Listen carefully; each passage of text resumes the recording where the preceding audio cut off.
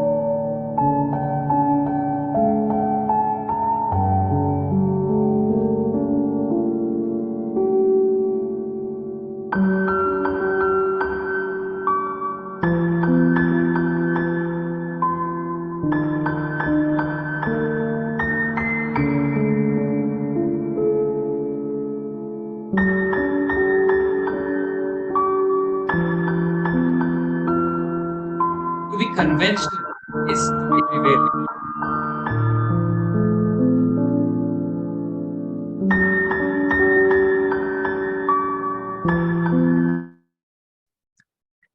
To be conventional is to be prevailing, but to go beyond your own boundaries is what makes you distinctive. Welcome back to TEDx Youth at SunbeamBhagwanpur. I am Shaurya Srivastava, and it is my honor and privilege to bring to you the second day of this youth-led TEDx event. Yesterday, we had 14 speakers share their experiences from around the globe, and today we have 10 more who will share exactly how they went beyond the boundaries. Thank you everyone who has joined us on the Zoom webinar and to the ones who are with us through the live stream on YouTube and Facebook. We also welcome the board members of the Sunbeam Group of Educational Institutions. Our first talk begins at around 9:30 a.m. So by the time, let me guide you through some ground rules that we have set up for the viewers on the other side. In this Zoom webinar, the Q&A button enables you to raise questions for the speakers, which we will then filter out and ask our speakers. Moreover, the email tedxyouth@bhagwanpur.sunbeamschools.com is available for any technical query or logistics info. For example, if you're not able to see us clearly, or if you're not able to hear the speakers correctly, you can drop your query on this email, which I'll repeat, tedxyouth@bhagwanpur.sunbeamschools.com. This email is available for you, and our technical team will be more than happy to guide you. Without any further delay, let's continue. Ladies and gentlemen, maintaining international relations is, of course, a pivotal point for any country, as is always evident by the plethora of efforts made by our respective governments. Our first speaker, Akhilesh Mishra, went above and beyond his pathways to represent India to Ireland. Moreover, with over 3 decades of experience in the entire gamut of Indian development, diplomacy, diaspora, and partnership worldwide, Sir has also served as the Director General of the ICCR and also as the Ambassador of India to Maldives. We welcome you, sir.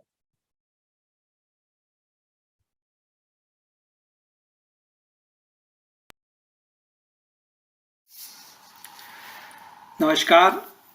My warm greetings to you all from Dublin, Ireland.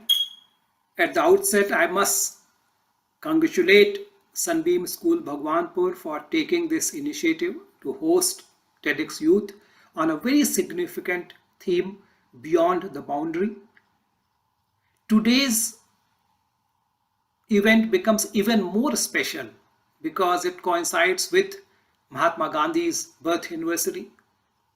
Mahatma Gandhi is remembered by the people of India, grateful people of India, for his visionary leadership and guidance while we were struggling for our independence. Now that we have achieved our independence and we are celebrating Azadi Ka Amrit Mahotsav, 75 years of India's independence, and preparing for the Amrit Kal, 100 years of India's independence, and have a vision, a dream of a new, developed, prosperous India. Mahatma Gandhi today becomes increasingly more relevant. He becomes an extremely important icon, an exemplar leader whom each one of us can relate to and can follow. Mahatma Gandhi was like all of us, any of us. He did not belong to a very prestigious, very renowned family. As an individual, he did not have a very charismatic personality, very tall, very handsome, very charismatic voice. No.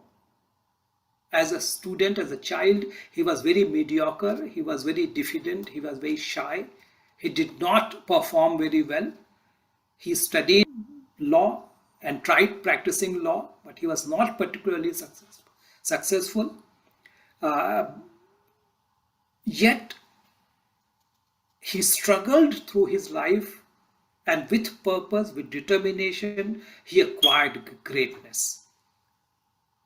And his life itself is the message, because whatever he did, whatever he thought, whatever he experienced, he let it be in the open for everyone to see and pick up whatever relevant elements in his life can guide you in a particular stage in life, in a particular specific context. It's for everyone to possess and benefit from. In context of this talk, beyond the boundary, I think Mahatma Gandhi is particularly relevant as embodiment of Indian philosophy and Indian cultural ethos. If I have to distinguish Indian cultural ethos, Indian philosophical ethos, values from the rest of the world, I would say two things. One is that Indian sages always adopted a broader, all-encompassing, all-inclusive vision, not a segmented approach. Like if you are studying physics, then physics, chemistry, studying biology, then you don't have to be oblivious of all the others. Knowledge itself becomes one. Also, the process of acquiring knowledge, process of seeing the reality. The Western world adopted a very egocentric, self-centric view, presuming that what one can see with own eyes, that is the truth. That is the only truth to be believed. Whereas Indian sages, Indian rishis cautioned us against this. They told us that our eyes have limitations. They are inherently extrovert. They only see what is outside. And that deficiency cannot be rectified even by the most powerful telescope or microscope. Also, they cautioned us that don't depend too much on your eyes, because eyes sometimes see which does not exist. Sometimes eyes see a snake when there is nothing but a rope, and you start panicking. So in Indian tradition, primacy has been accorded not to what our eyes see, but what we see when we close our eyes, we meditate, we contemplate, and then what we see, for that has been accorded primacy in Indian line of thinking. If you see with your eyes, no two human beings are identical. what to speak of two human beings? The thumb impressions of no two human beings are identical. No two leaves, no two insects are identical. In a single atom, no two electrons are identical. So inherently nature is diverse. Nature is pluralistic. But if you meditate, if you contemplate, you find there is a deep interconnection. There is inherent interconnectedness, inherent interdependence, and everything is connected in a single web. And that vision, that approach to seeing things not with eyes but with your mind, your buddhi, your vivek, your contemplative power, power of discrimination, then you realize that all the boundaries or the contradictions or the conflicts which are apparent in the superficial world, they vanish. All the boundaries vanish, and only a web-like interconnectedness exists. And that is why in Indian culture you find the notion of Vasudhaiva Kutumbakam. All the human beings all over the world, they are part of one single family. And it's not just about human beings, but animals, plants, birds, insects, all beings become one integrated family, part of this large ecosystem.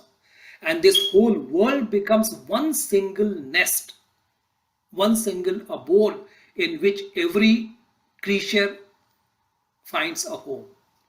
Vishwam Bhavatyeka Nidam. And the knowledge itself becomes one, unified, not segmented. And the equality, profound equality among all different diverse creatures, that appears. And there is no distinction between two creatures based on physical appearance or color of the skin or gender or religion or caste. And also there is no contradiction between nature and man. It's all one seamless whole existence. So in Indian tradition, you do not find the attitude of human being dominating nature or trying to exploit nature, but working in harmony with nature for survival of all.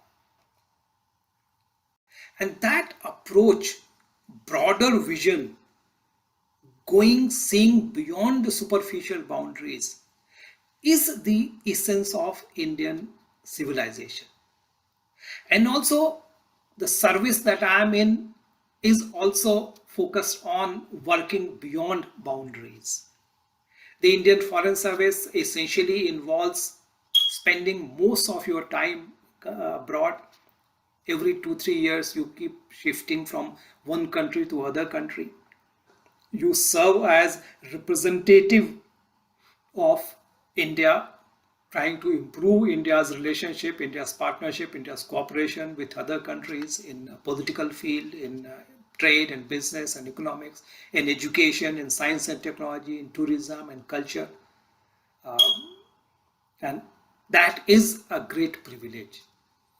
While it is an honor for any Indian to be part of any civil services, but Indian Foreign Service is uniquely special because even as a very young officer, when you are posted abroad, you represent India, whole of India. Unmatched opportunities are offered by this service for any individual to work in many countries, learn many languages, experience different cultures and wisdoms, and interact with people, distinguished, outstanding personalities in every field of life. So in terms of exposure, in terms of opportunity, in terms of learning and sharing and enriching yourself and enriching the interlocutors, Foreign Service is truly unique. Also, Indian Foreign Service is very special because it gives you unlimited intellectual freedom and tremendous opportunity for you to contribute through your ingenuity and innovativeness in policy formulation of the government of India and implementation of policies and schemes which are directly impinging on people's lives, and you can see in front of your eyes the impact of your work. So I'm very delighted to learn that many of you are actively considering Indian Foreign Service as your future career option. It will be a great privilege for me to guide you, support you, advise you, mentor you, motivate you in whatever manner we can.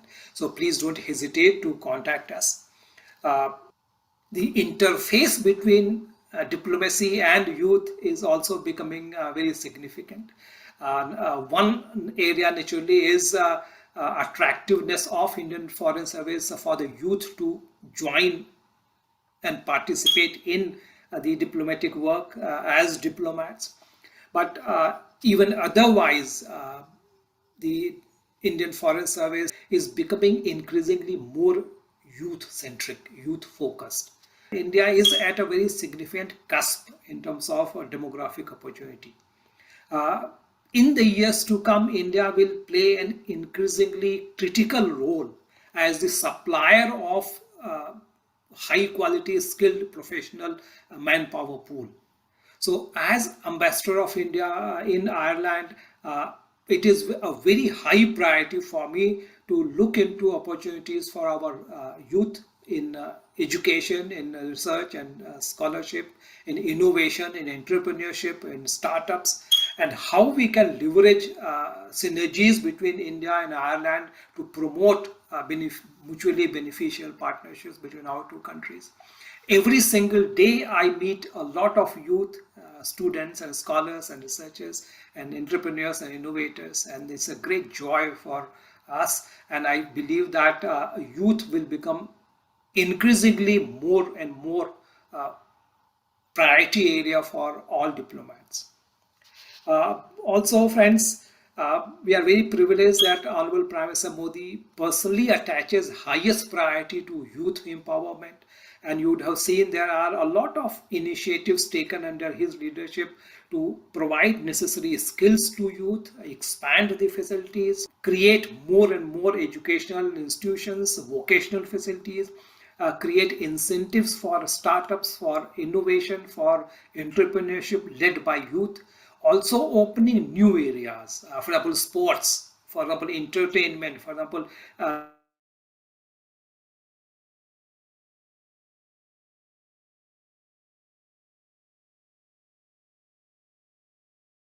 these visionary leadership and initiatives.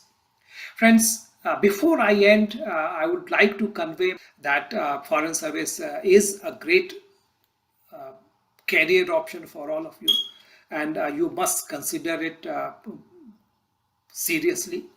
But this is not the only option. Whatever field you choose to go into, you can excel and you can contribute to India's development, India's glory, and also contribute in external relations.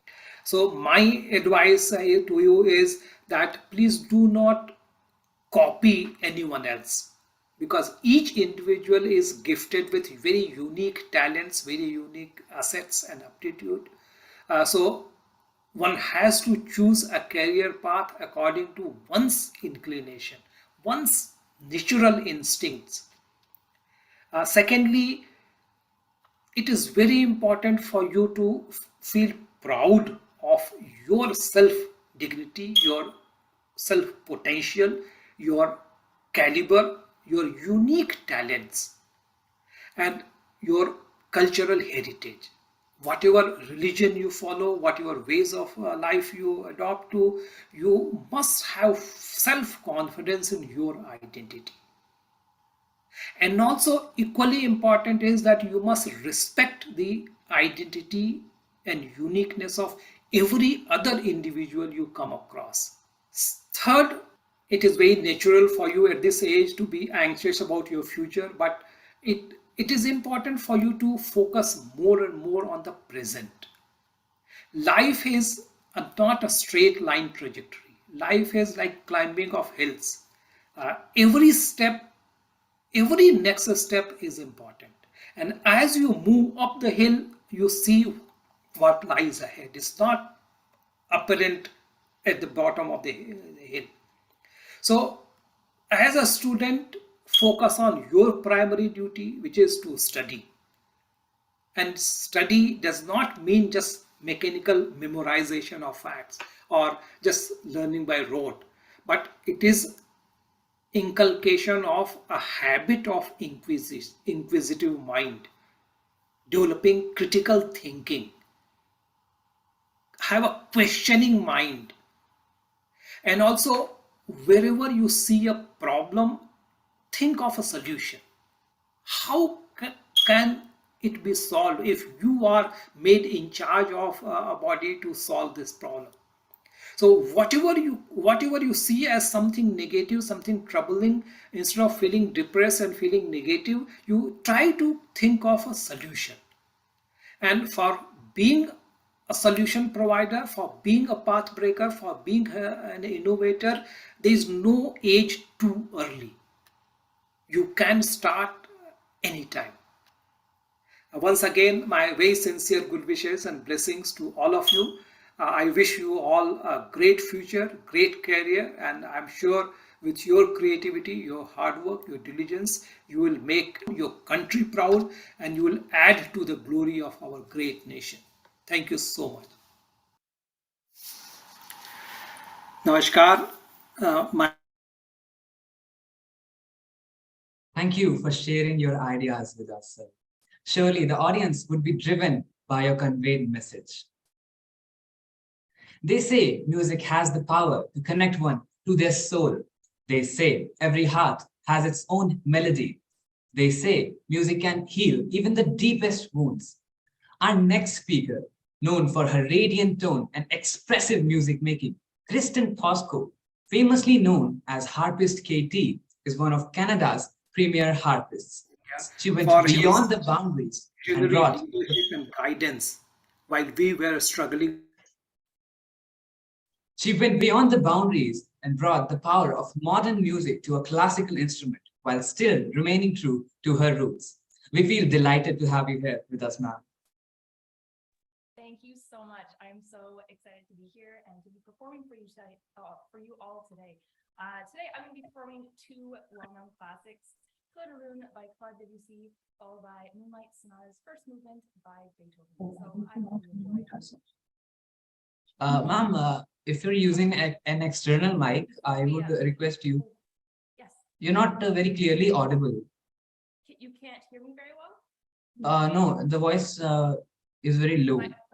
My microphones are far away for the harp. Maybe we could just do a test of the. All right. Yeah, let's test it. Can you yeah, I can. right? Yeah? I'll move the microphones closer when we do the Q&A. Sure, sure. Okay, thanks.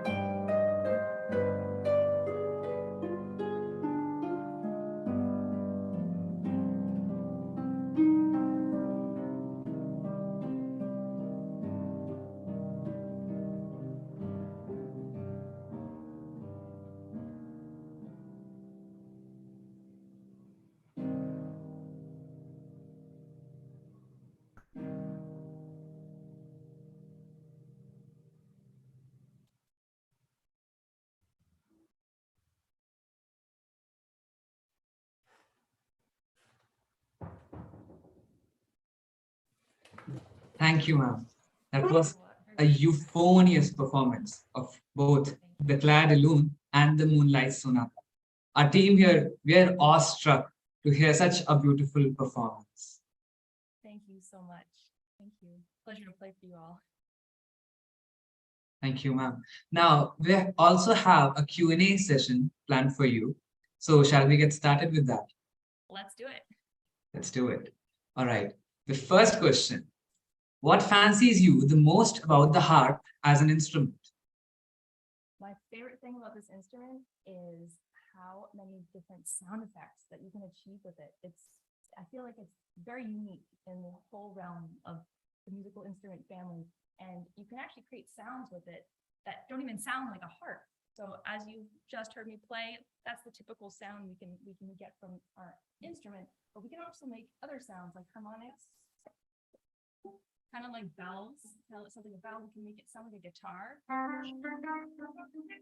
by plucking really close down to the strings. We can even make it sound kind of like a xylophone. Yeah. Ma'am, could you move your mic closer so that we can hear you better? Even Actually, closer? yes. Okay, this is as close as I can get here. Yeah, perfect, ma'am. That's perfect. Sure. So, all right. We move on to the second question. Do you think that in the world of technology-generated instruments, there's still a relevance of live instruments? Oh, a relevance, definitely. I mean, the world of classical music is being used in so many different avenues. There's so many different directions you can go. I mean, music therapy, the entertainment business. I don't have a list in front of me, but there's definitely, and then let alone the classical world, it's also used in like film music and video games, huge in video games. Yeah, there's definitely still quite a bit of a need for live instruments. Of course, ma'am. We actually adore your videos that you make about video game themes and their song titles. So I think you have a deep connection with those modern titles, and that's why I said that you bring the power of modern music to your classical instrument, right? Yep. Yes. Yeah. All right. Moving on with the third question. If you could choose a musician and a composer, who would you choose? For example, out of all the musicians and composers of the world, who would you like to work with? You mean living or past composer? No, just anyone. Anyone. I mean, I'd be honored to work with any fantastic composers or performers who are around.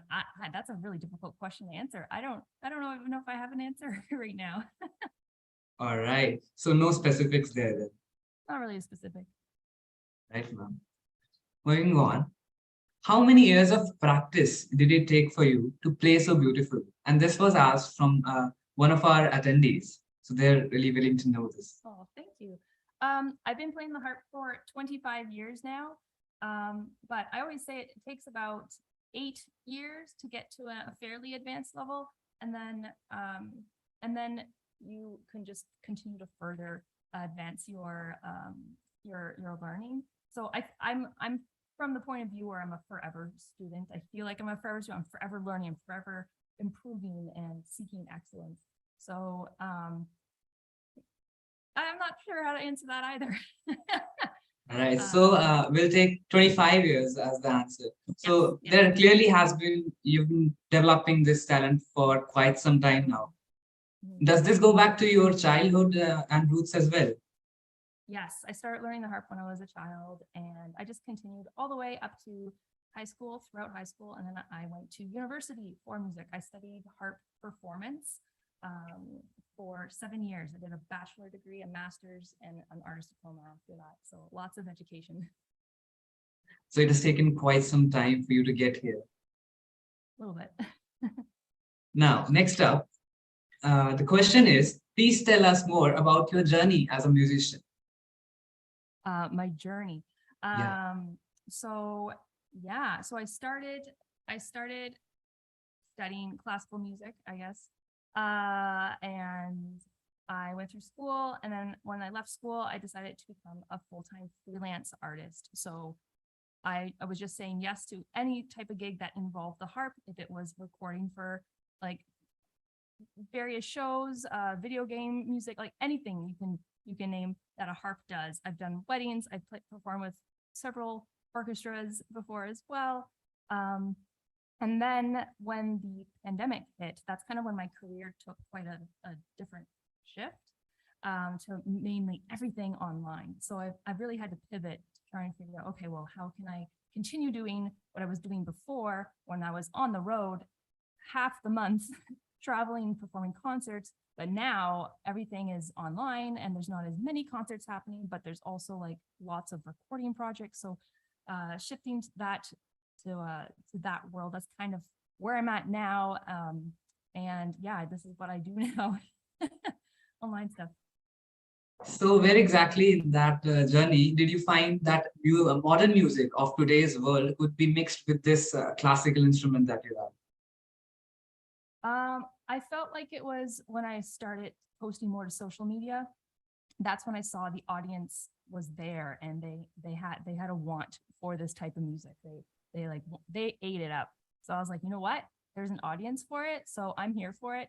I'm here to provide that entertainment. So that's kind of where I saw the world kind of opened up. Like, oh, this music is actually something that can do something. You know, it's not just background. So we can say the exposure from the social media helped you develop a lot in this journey, Yeah. right? And also a new appreciation for this type of music, because before I just associate it with like, oh, it's what you hear in the background of whatever you're watching, or play a video game or a movie. I never thought of it as actual difficult and challenging music. And now that I've started learning all of them and performing them, like, okay, this stuff it's real music, and it's not only difficult, it's very beautiful and intricate. And the composers who've written this music, it's really phenomenal to really discover this music and dive into it, like all these little tunes that you might be so used to hearing in the real world, and then now it's actually like on my music stand, and I'm learning the notes and the theory behind it, and it's really interesting to me. Thank you so much, ma'am. Thank you for attending this session. We're blessed to have you here. Thank you so much. If your time permits, you can stay with us in the meeting and enjoy listening to the other speakers as well, because we have an Indian classical tabla player also. So I think you'd be delighted, and it would be inspirational for all. If your time allows, we request you. Thank you. Thank you, ma'am. Thank you. Okay. Next up, an issue widely overlooked but ironically omnipresent. A girl traveling at odd hours never fails to make a place in the eyes of objections. Not only did our next speaker, Ms. Rashmi Chadda, come forth with the idea, but made this an initiative named Voyage, a one-stop platform for women travelers globally, establishing herself with entrepreneurial success as well as achieving multiple accolades. Having the youth listen to such an inciting talk is undoubtedly felicitous for all.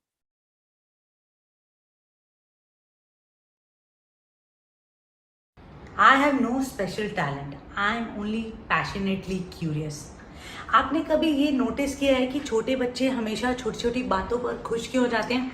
The radiance on their faces shows how happy they are about certain things they are curious about. और आपने ये भी notice किया होगा कि वो बच्चे बहुत सारे क्वेश्चन पूछते हैं, राइट? तो आपने कभी ये सवाल पूछा होगा कि हम बड़ों को ये स्टूपिड क्वेश्चन भी लगता है, राइट? कि बच्चे जो पूछते हैं कि सुबह जो चांद है वो कहाँ चला गया है. क्यूरियस रहना जो है वो बहुत इम्पॉर्टेंट है. और सो मैं आज एडवाइस करूँगी जो क्वेश्चन हैं कई बार स्टूपिड क्वेश्चन है उसको पूछना बंद मत करो. Hi, I am Rashmi Chadda, founder of Voyage, a passionate traveler who loves to play different sports and I love to stay curious all the time. So आप मेरे को ये सवाल भी पूछ सकते हो कि ट्रैवल, क्यूरियोसिटी और पैशन का क्या रिलेशन है. वेल, आप जो भी किसी नई प्लेस पे घूमने जाते हैं और उस जगह के कैसा होगा किसको मालूम है. आजकल सोशल मीडिया के ज़माने में हम ये चीज़ देख लेते हैं कि ऑफ कोर्स वो कैसा लगेगा, बट उसका एक्सपीरियंस कैसा होगा, it will be different for everyone. और वो जो क्यूरियोसिटी है वो हमारी ऑफ कोर्स हमेशा बनी रहेगी। जैसे मैं एक एग्जांपल देने वाली हूँ एमेलिया अर्नहर्ट का। उन्होंने क्या था, अटलांटिक ओशन जो फ्लाइट में कवर करा। She was a pilot among like first 16 women who जिन्होंने प्लेन उड़ाया, और वो क्यूरियस थी, इन्होंने इसलिए ऐसा कुछ वो कर पाए। Curiosity helps you keep your mind open, and having traveler's mindset is very very important and crucial. Our travel mind can help you understand many things, like helps you find out what you have to think about things which you wanted, right? And helps you find out what you love to after exploring things. And जो जिस अपनी life में purpose सर्व नहीं करती हैं वो हमारी life की इतनी इम्पॉर्टेंट चीज़ नहीं है। And open mindset to experience good और बैड, इवन आपको सही और गलत में भी फर्क समझ आने लग जाता है। और सबसे इम्पॉर्टेंट है, आप सेल्फ इंडिपेंडेंट बन जाते हैं, जो कि बहुत ज़रूरी है एक अच्छी लाइफ बिताने के लिए।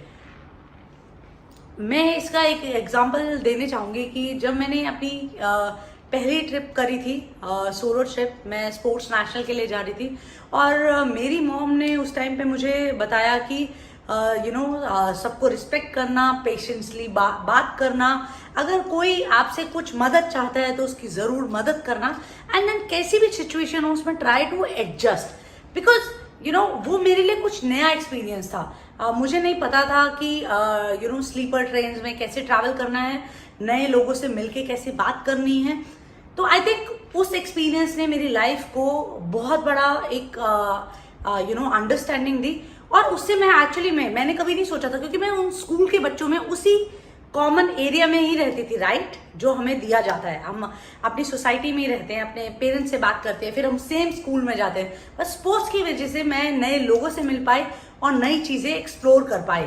तो आपको मेरी स्टोरी में क्या लगता है, एक्सपीरियंस की ज़्यादा वैल्यू है या मटेरियलिस्टिक थिंग्स की ज़्यादा वैल्यू है? आई थिंक आप सब लोग एक्सपीरियंस को चूज करेंगे, और अगर आप एक्सपीरियंस को चूज किया है तो आप सब you can pat on your backs. And और अगर आपने मटेरियलिस्टिक थिंग्स को चूज करा है तो hope end of this talk आप एक्सपीरियंस की वैल्यूज को ज़्यादा समझने लग जाएंगे। और experiences that I'm talking about is something that will help you go beyond your boundaries. आपको पुश करती रहेंगी to go out and feel something, and it will also help you keep on learning. जैसे मैं एक story बताना चाहूँगी। मैं एक होम स्टे में रुकी थी, और वहाँ पर मुझे क्या था, उन घर वालों के साथ वॉशरूम भी शेयर करना पड़ा, उनके साथ वैसे ही बैठ के खाना खाना पड़ा, और उनकी स्टोरीज जाननी पड़ी। आई थिंक उस एक्सपीरियंस के बाद ना मुझे एक और लाइफ का नया मतलब समझ आया कि छोटी छोटी बातों में भी हम कैसे खुश हो सकते हैं, और छोटी इन द सेंस कि हम ऑफकोर्स अपनी लाइफ को हमेशा किसी और से कंपेयर करते हैं, चीज़ों से कंपेयर करते हैं।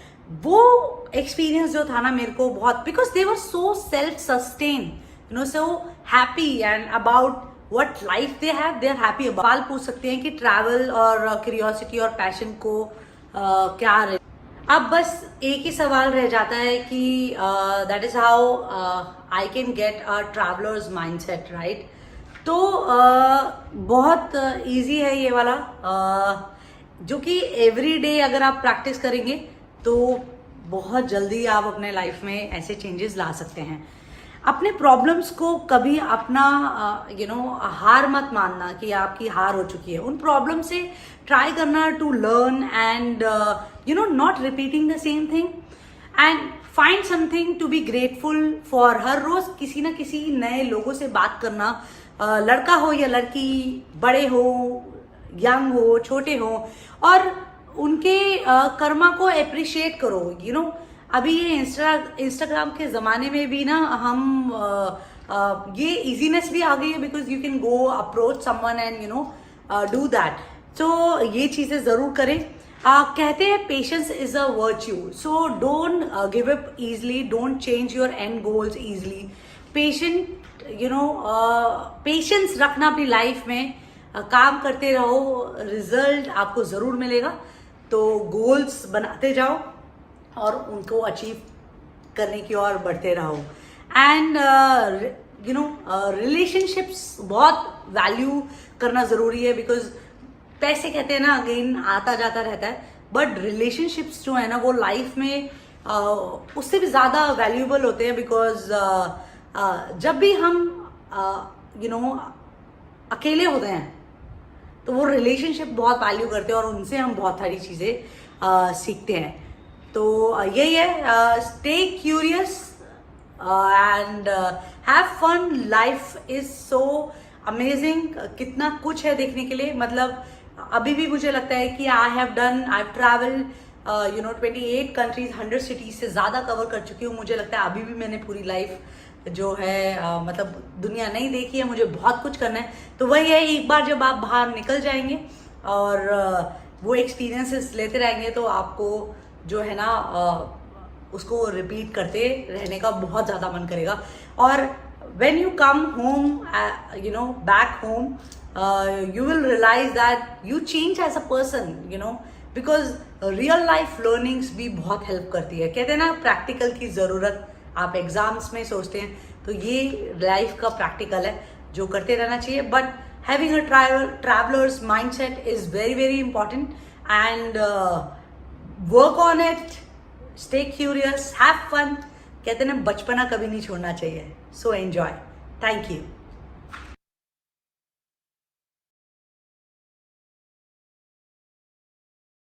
आपकी इस छोटी छोटी चीजों में खुशी ढूंढने के मूल मंत्र के लिए TEDx youth at Sunbeam Bhagwanpur की टीम से बहुत बड़ा सा thanks.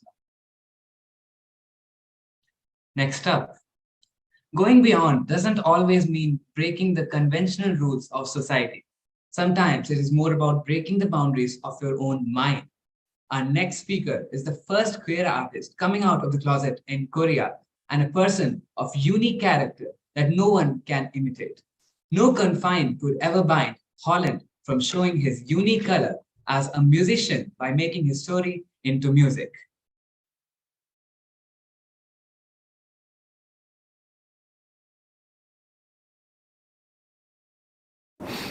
안녕하세요. 저는 퍼스트 게이 K-팝 아이돌이라는 타이틀을 갖고 있는 아티스트 홀랜드입니다.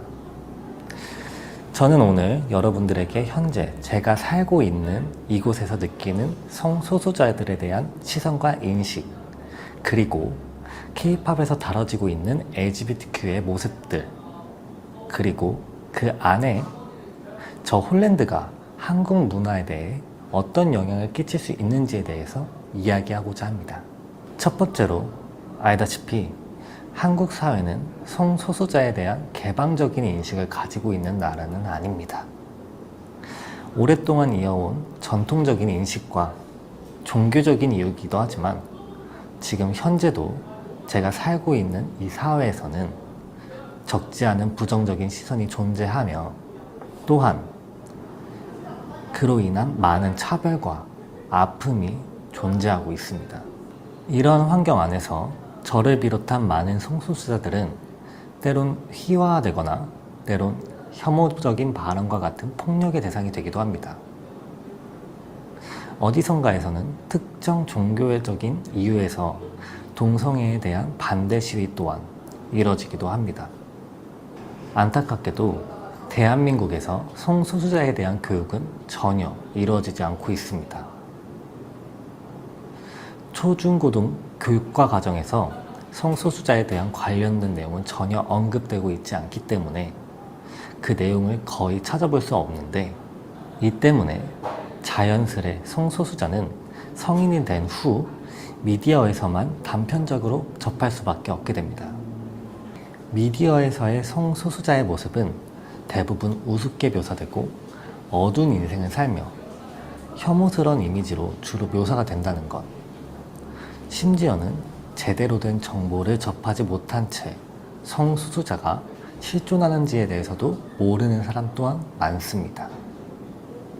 또 중요한 문제 중 하나가 성소수자에게 가해지는 무차별적인 폭력이라고 생각하는데, 실제 대한민국의 학교폭력 사례 중에서 커밍아웃이나 아우팅이 원인이 된 경우가 적지 않으며 그 폭력의 정도 역시 대체로 심각하다고 생각됩니다. 많은 청소년 LGBTQ 친구들이 커밍아웃이나 아우팅으로 인한 무차별적인 폭력을 경험하며 그로 인해 비관이나 심한 경우 자살 시도까지 간 경우도 있습니다. 이것은 국가와 정부가 나서서 아이들을 보호해야 하는 문제라고 저는 생각합니다. 최근 들어 긍정적인 면은 2022년 현재 드라마, 예능, 웹툰 등 여러 대중매체에서 성소수자에 대해 다루는 컨텐츠들이 많아지고, 이로 인해 이전보다는 성소수자에 대한 수용적이고 긍정적인 인식이 늘어나고 있는 추세임은 분명합니다. 두 번째는 K-팝 내에서 다뤄지고 있는 LGBTQ의 모습들입니다. 한국 문화에서 빼놓을 수 없는 가장 대표적인 문화 콘텐츠 중 하나가 바로 K-팝인데, 이 K-팝 문화에서도 LGBTQ 요소를 찾아볼 수 있습니다.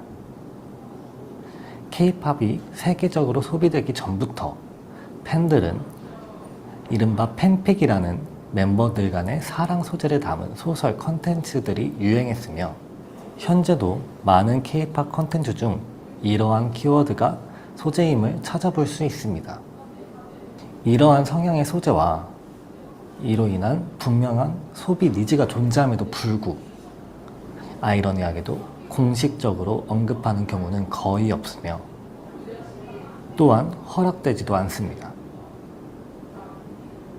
브로맨스나 BL과 같은 키워드가 사용되기는 하나 동성애와 같은 직접적인 언급은 거의 금기시되는 것처럼 말이죠. 예를 들어 한 아이돌은 멤버들끼리의 사랑을 담은 뮤직비디오를 내고 안무 중 동성애적인 코드를 넣어 활동하고 있습니다. 하지만 아이러니하게도 K-팝 아이돌이 커밍아웃하는 것은 금기시되어 있고, 다만 요즘 긍정적인 것은 K-팝이 글로벌화되고 확장되면서 다양한 국가와 피부색, 성별에 대한 인식이 열리고 있음을 느낍니다.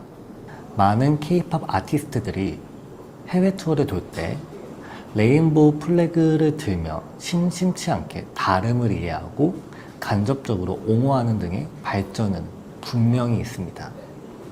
이쯤에서 제 이야기를 해볼까 하는데, 저는 학창시절 미술과 사진을 전공하며 대학을 진학하였고, 대학을 다니던 도중 2018년 1월 홀랜드라는 이름으로 데뷔를 하게 되었습니다.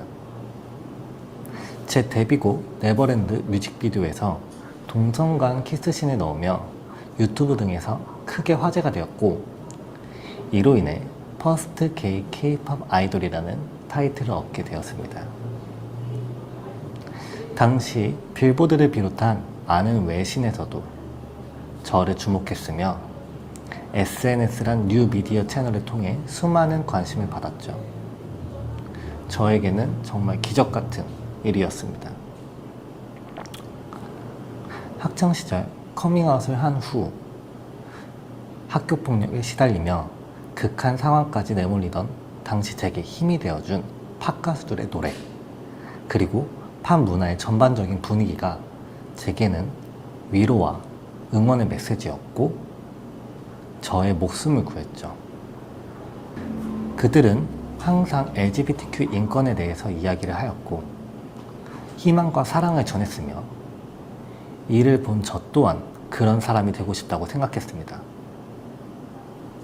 이러다가 저는 성인이 되어 대학을 진학 후 이 뜻을 함께하고자 하는 회사를 찾았으나 바로 찾지는 못하고 결국 혼자 음악과 마케팅 그리고 K-팝 엔터테인먼트에 관련된 전반적인 A&R을 독학하게 되었고, 이후 앨범과 뮤직비디오를 제작 후 유통, 마케팅까지 전부 혼자 진행하게 되었습니다.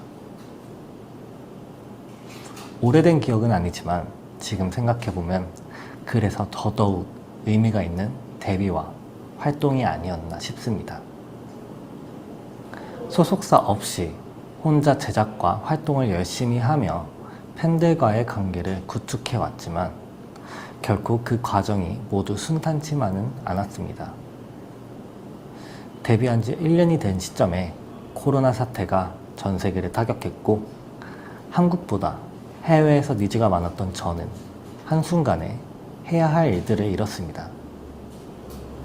코로나 팬데믹 상황에서 이미 계약되어 있었던 공연 투어 회사와의 계약 파기, 전속 계약을 앞뒀던 회사와의 계약 파기 등 혼자서는 감당할 수 없었던 일들의 연속이었죠.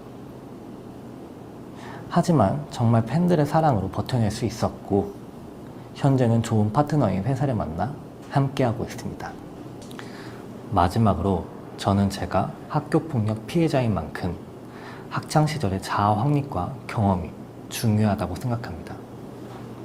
국가, 피부색, 성에 상관없이 아이들은 자라날 때 올바른 교육과 환경에서 충분한 사랑을 받고 자라나야 하며, 저와 같이 소수자 입장의 아이들 역시 혐오와 차별, 편견 없이 한 주체로서 동등한 희망과 존중을 받기를 원합니다.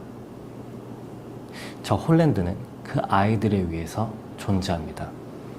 세계 공용어인 음악과 제 활동을 통해 끊임없이 제 경험에 대해서 이야기하며 그들에게 희망과 사랑을 전하는 아티스트가 될 것입니다. 이 영상을 보고 계신 모든 분들께 제 뜻이 전달되기를 바랍니다. 감사합니다.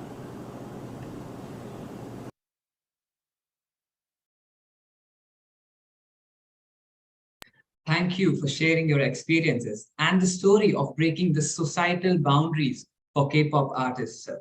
I'm sure the youth had their takeaways. Now, our next speaker is Ms. Geeta Lakhani, but it seems like she is facing some technical issues. Don't worry, I would like to take this opportunity to tell you more about our event. TEDx is a grassroots initiative created in the spirit of TED's overall mission to research and discover ideas worth spreading. TEDx brings the spirit of TED to local communities around the globe through TEDx events. These events are organized by passionate individuals who seek to uncover new ideas and to share the latest research in their local areas. These research spark conversation in their communities. TEDx events include live speakers and recorded TED Talks and are organized independently under a free license granted by TED. These events are not controlled by TED, but the event organizers agreed to abide by their format and are offered guidelines for curation, speaker coaching, event organizing, and many more. They learn from us and from each other. More than 3,000 events are now held annually. Now, I'd like to share more about our theme, that is beyond the boundaries. We all have barriers, something which stops us from defining our limits, but at the same time, it is something which forces us to grow. The definition of boundaries changes with each person and hence is inclusive of all. And maybe that is why the theme Beyond the Boundaries not only tags the second edition of TEDx Youth at SunbeamBhagwanpur, but also celebrates 50 years of an institution established to create not only empowerment and excellence. The factor adding up onto the glory of this institution is that it's just established in a city where education is not just a part of life, but also a way of life. Varanasi, an ancient, traditionally believed to be nonchalant city, rose above the prejudice of lacking development, shattering boundaries surrounding a town where traditions are an integral part of life and went on to be the third largest economy in the world. Yesterday, we were joined by 14 speakers who shared their experiences, and today we're hearing 10 more of them.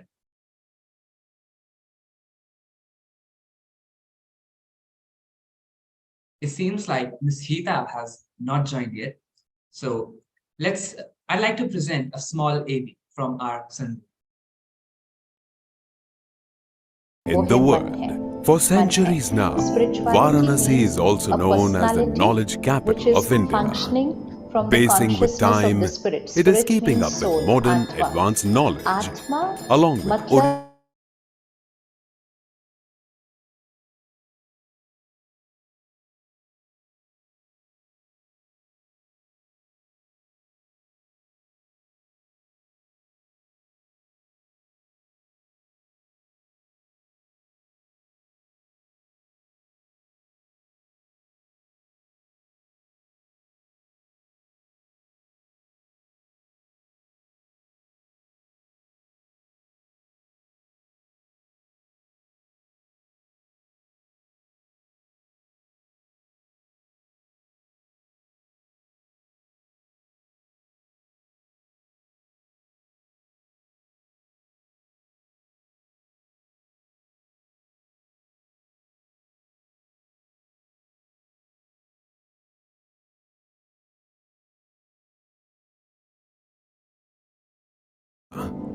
pacing with time, it is keeping up with modern advanced knowledge, along with Oriental learning.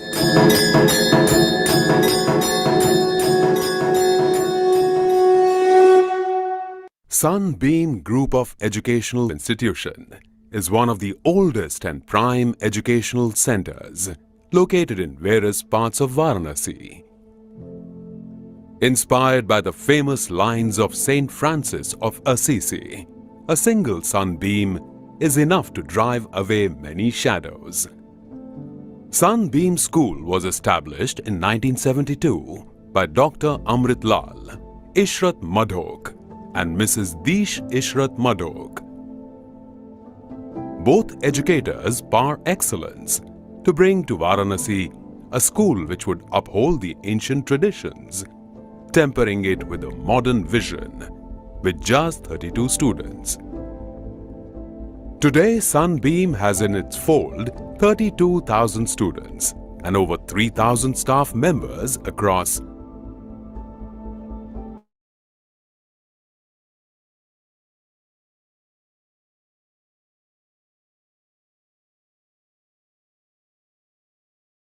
savings. My mother started this school and she rented out a small place and went door to door, and she was so dynamic, and she started off with only 36 or 38 children. She was the principal, the teacher, the English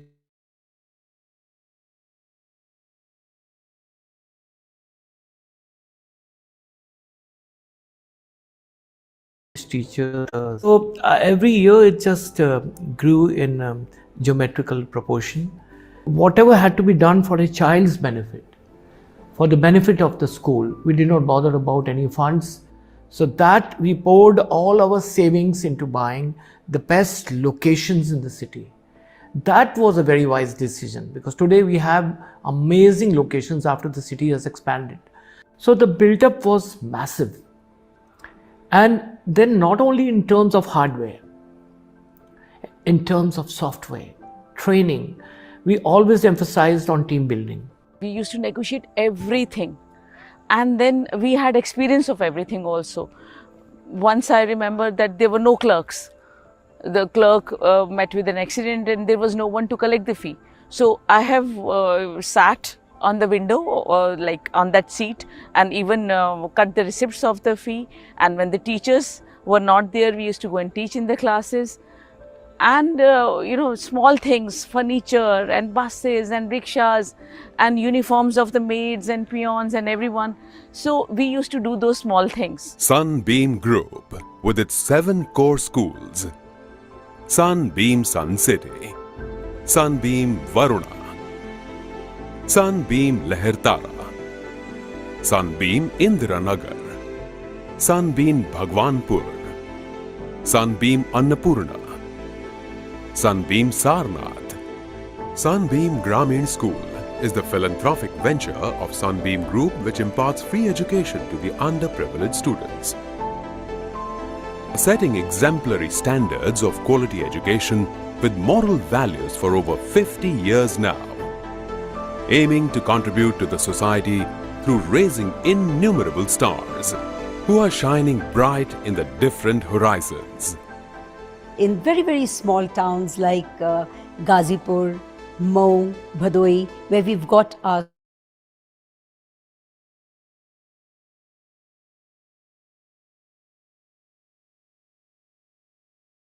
school. It is, of course, in Varanasi that we started our journey, and I think the kids are doing extremely well. The schools are doing extremely well.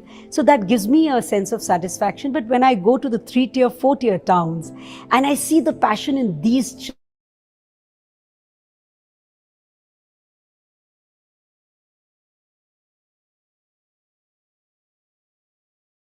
children, and that really epitomizes the term nation builders. Eradicating the darkness of ignorance through the flame of knowledge. A good teacher always knows how to bring out the best in each child. Rectangle is the window, so is the door. Round is the ball, we bounce on the floor. So this was just one way that we used to teach concepts. And then, for example, if it is shapes, so after the rhyme I would take them for a walk wherein I would show them different objects related to different shapes, and they would relate those objects with the shapes. Sunbeam Group of Education is child-centric. The child's participation and experience is of paramount importance. This is the age wherein we instill values in them. We have to take care of the social emotional learning of the kids because they are too young to express themselves. As teachers, we have to understand what's going on in the child's mind. We have to deal with them. Sunbeam is synonymous to passion, innovation and transformation. So every day brings in with a new experience for a teacher as well as students.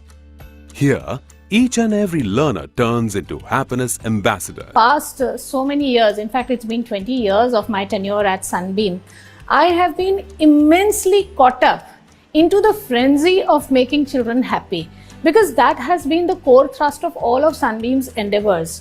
The whole idea of the teaching learning system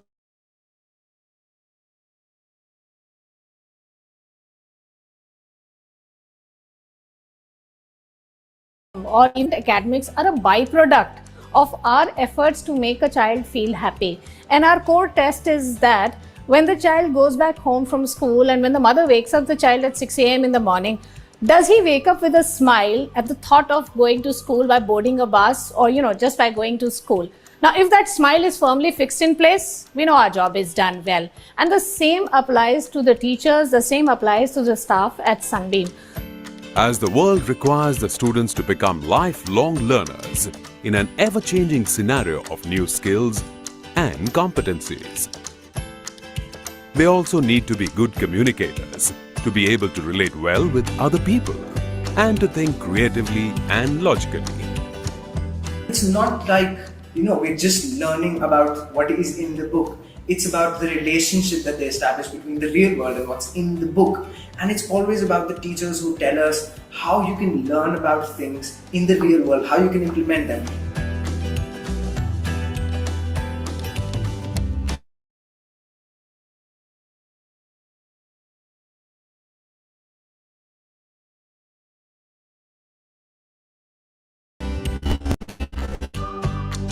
Our pride comes from the fact that when our students go into higher educational institute of repute, and when they come back and say, so you know what? People recognized us from day one. We were different. We could present flawlessly. Everything that we learned vis-a-vis quizzing or public speaking, people appreciate us and they say, wow. So that's the amalgamation that you're talking about, which is there at Sunbeam, And when I speak about 360-degree view, I vouch for sure of the fact that at Sunbeam, we know that there is a smart child in every child. And our job as a school is to unearth that smartness in each child. They will be extremely different in outlook, in perception, in talent, but each of them is special. The need of the hour is the positive channelization of energy by encouraging them to take part in co-curricular activities and community involvement programs.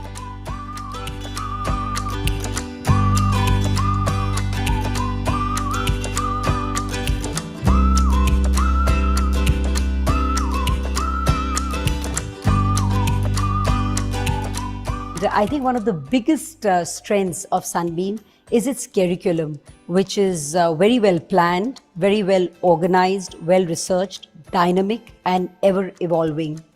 And it also allows children to be creative, to be curious, to be questioning and to be tinkering.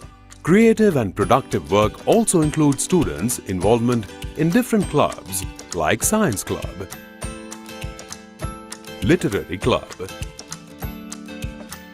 and Gardening Club, etc., adding to their knowledge and pride in accomplishing their tasks and projects assigned.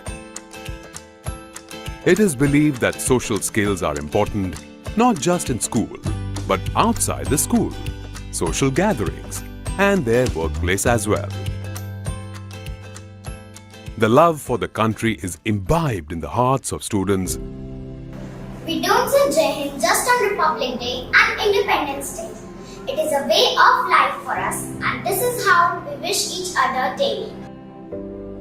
Take pride in reversing our culture and tradition and uphold them at all costs.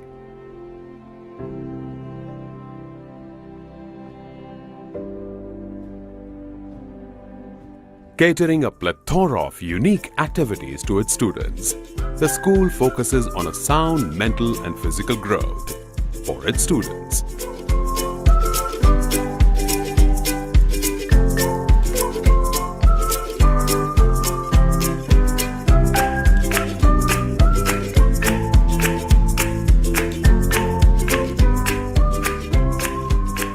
Safe, secured and well-equipped smart classrooms of appropriate size with age-appropriate furniture.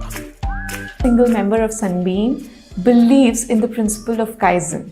So Kaizen is this Japanese term which means change for better or continuous improvement, and that's exactly what we do at Sunbeam. The fact that Sunbeam has managed to grow so much and establish itself as a brand, and that we are celebrating 50 years of its existence, is all thanks to this growth mindset. So CPD is one term which CBSE has of late started talking a lot about, which is continuous professional development. Our teachers participate in various national as well as international level tests which are specially designed for teachers. Now the purpose of this test is to know where exactly do we stand in terms of the content or the subject expertise and the pedagogy. So that actually helps us reflect on the area of training that each teacher needs. A multi-purpose hall to conduct programs at class level. Lush green playground where all students will have an access to play basketball, football, badminton and cricket. A library to store and display reference material to develop reading habits to our students.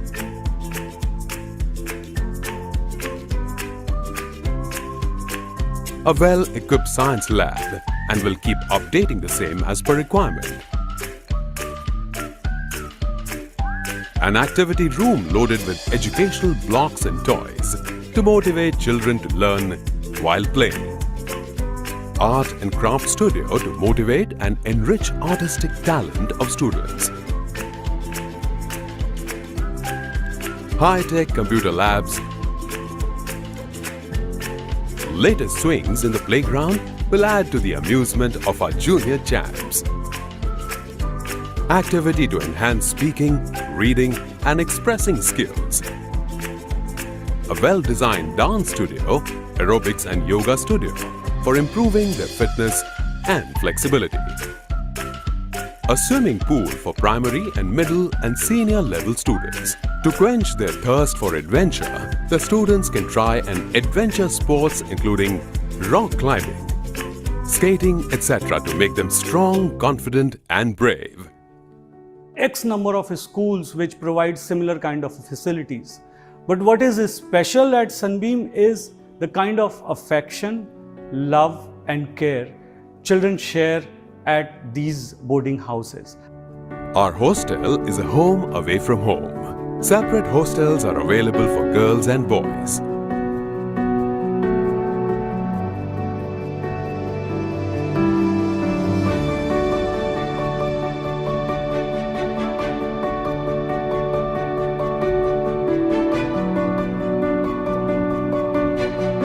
The three letters, the three wonder words of Sunbeam that's there in the slogan of Sunbeam are duty, devotion, discipline. So duty towards the nation, devotion towards yourself, towards your success, towards your goal. And discipline is obviously an intrinsic part of a student's life.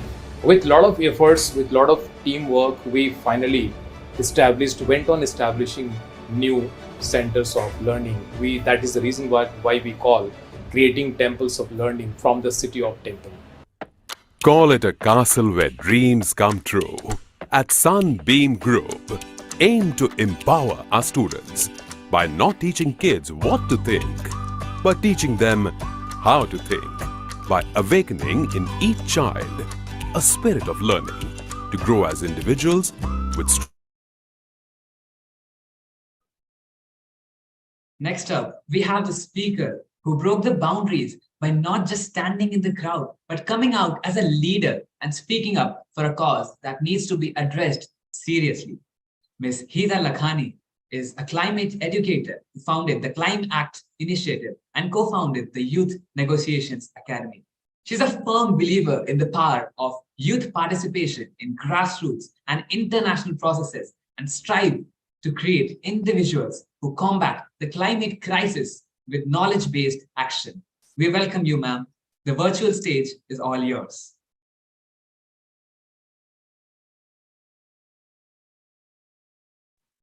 Thank you so much, Shaurya. Hello, everyone. It's an absolute pleasure to be here with you today. Talking about going beyond boundaries, right? That's the theme of the overall TEDx that we're talking about today. What exactly is a boundary? What is a boundary that someone sets for you that says this is what you can do, this is what you should be doing? Or is a boundary that you set for yourself saying that, this is what I'm supposed to be doing in life. This is what I can do, this is what I cannot do.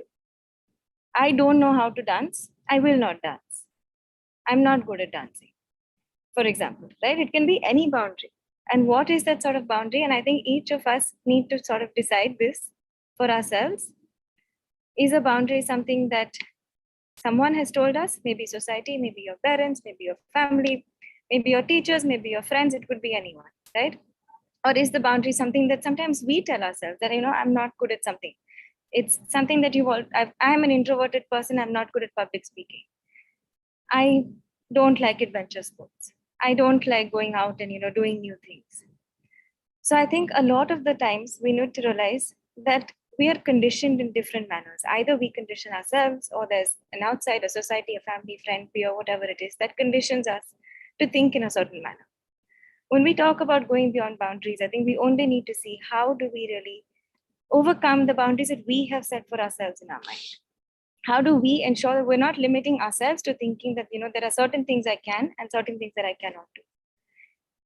I would not be doing what I'm doing today if I would have to listen to what everyone else had told me. I would not be speaking in front of so many different people, not just today, but over the course of the last few years. If people had told me that, no, this is not a career choice that you can make, there's no stability in this, there's really nothing that you're going to get out of this.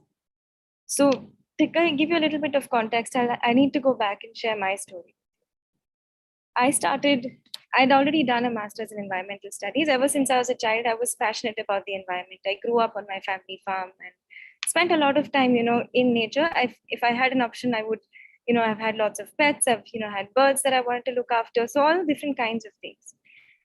And a lot of the times, of course, that this has really been one thing, which is, say, the moment I realized the term environmentalist, I said, okay, this is what I want to be when I grow up. And which led me to do a master's in environmental studies. But the first time I actually went to an international climate conference was back in 2015 after I had finished my master's. And this was the first time I went to the United Nations. to COP21 in Paris, now where the historic Paris Agreement was signed, I was completely lost. Boundaries, right? Someone would have said, you cannot travel international alone. How can you be there as a young person, especially as a young woman? Number one, to travel alone, to not know who you're going to be staying with, to not know what you're going to be doing. A lot of different things that you need to sometimes overcome, whether it's your own fears or whether it's someone else telling you something. Anyway, through those experiences, of course, the good thing it did to me was I said, I was doing a full-time job working as a German translator, nothing related to the degree I had studied, nothing related with what I really wanted to do ever since I was a child. But the good thing that happened after this conference was I decided that I want to quit my job. So a few months later, I decided to resign and I started volunteering. So I had right from managers to everyone else telling me, you can do this on the weekend, doing in climate change and environment work, this is hobbies, this is not full-time career.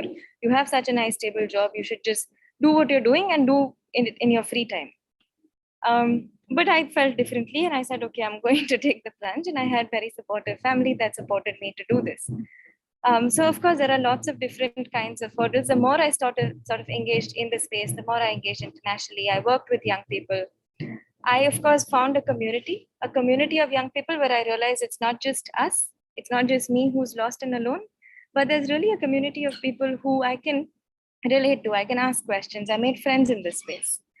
And that really helped me. I stayed in touch. There's something known as a youth constituency under the UN climate change process. So it's a network. It's a volunteer network of young people that I joined. I eventually became a part of this.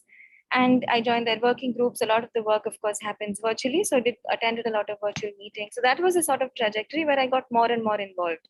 I went to the next UN conferences, sat through where these decisions are being made. 197 countries come together, learn to understand what really happens in this process, what really takes place. So understanding these negotiations, understanding the international world of the policy, at the same time working with so many young people. And finally, in 2019, I was elected as global focal point for the same constituency. So basically, the space where I joined as a lost young person back in 2015, 2016, I was then a few years down the line leading from 2020, the youth constituency at the UN climate change negotiations last year in Glasgow in COP26. We worked with 10,000 young people from 170 plus countries, 1,000 plus youth-led organizations. Really worked with a network of young people, understanding challenges, understanding cultural issues. And there are a few things over the years, a few things that kept coming back to me. The first one was that there are very few young Indians that are a part of the space. And why is that so? So I started thinking, and back in 2016, 2017, when I was new to the space, I found that I was one of the only young Indians that was regularly, constantly in the space. Otherwise, they would come in for conferences and go back, but you wouldn't see them engaging regularly. And this is one, of course, the UN is very, very niche. It's very hard to understand what's happening there. It is a very privileged space. But also at the same time, the level of engagement that we have, the level of understanding, the level of education that we have is still very, very outdated in all of India. You do not talk about the most up-to-date science. You don't talk about what is happening in the international space. There's really no role models that are also shown. It's very problem-oriented. There's nowhere you can learn about action. So a lot of these different things really come in sort of being a barrier for young people, especially from India, to engage in this space. So this is how in late 2017, I started working on climate change education, which now has founded very recently into what is known as the Climac Foundation. So through the program, through the foundation, we have two programs. One is a Green Warriors program that focuses on education for children and young people, so schools and colleges and for other youth groups. And the other program is Mind the Gap, where we work with adults. We work with organizations, with clubs like the Rotary Club, with communities, so wherever that is required. A less educational approach, but a more action-oriented approach. But the bottom line is that how do we work with education, using education as a tool to create action? So our tagline is also from knowledge to action.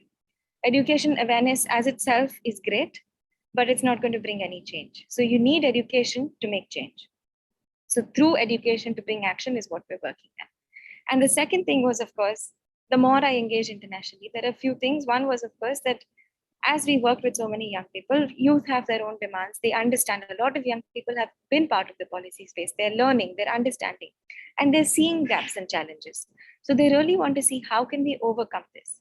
And in order to bring in these youth demands, you need to have a country that is bringing these demands in, no matter what country it is, right? Because the UN is an intergovernmental process. Without governmental support, there is no chance that these demands come in.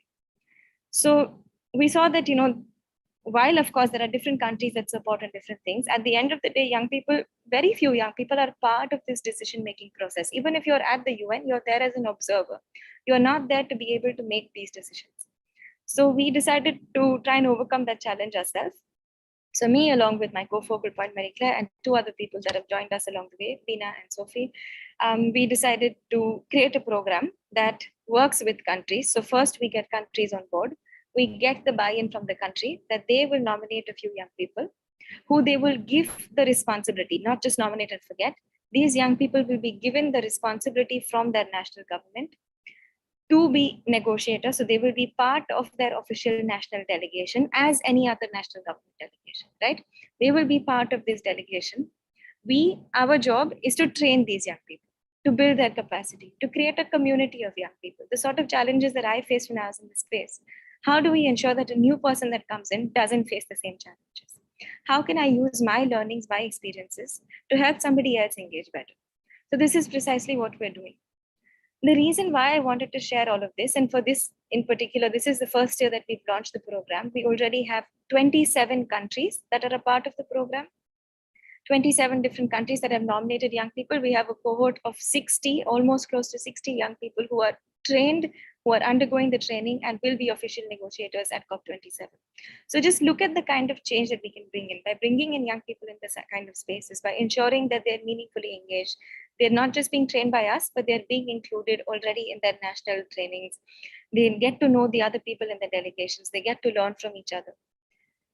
The reason for sharing all of this is, if somebody would have told me when I was 16 that there is no way you can go out and do what you're doing, working with 27 governments, trying to make the kind of change that we see today, had I even imagined it, I would have said this is not possible. And this is exactly what we need to change. To be able to think, to be able to dream that, you can go out and change the world, one person at a time. This is precisely what has been my learning through the course. This is precisely what I would tell anyone else. Boundaries are what you set for yourself. So you need to decide what you can do, how much can you push yourself. And, people are going to always comment. There's always going to be someone to criticize. There's always going to be someone who's very critical about what you're doing. And the good thing is, these criticisms sometimes help you rethink. It sometimes helps you think, and maybe you have to plan something differently. You can re-strategize. You can rethink what you had envisioned for yourself. So don't be disheartened by criticism. It's always going to be there. How do you use that criticism as a stepping stone, as a learning aspect? Try and see what are they really pointing out. Is there something you can change in that process for yourself? And if you use it in a positive manner without getting personal about it, without getting hurt and without retaliating and saying, this is what you told me this, I'm going to get back tit for tat, then you're going to get lost in the drama. If you can use that, take it to your benefit, learn from it, and build up from there, there's no boundary that you cannot overcome. So I'm going to pause there. If there's any questions, more than happy to take them, but I'll give it back to the organizers now. Thank you.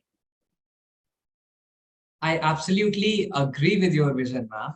Broadly, it is more about motivating our own selves in order to go beyond the norms of the society to bring a change. The youth, of course, plays a crucial role in development. And I feel like the youth here, the youth that we have here was inspired to have you and listen to you. Now, we have a few questions from the youth, as you said. So if we can get started with that, can we get started? Sure. All right.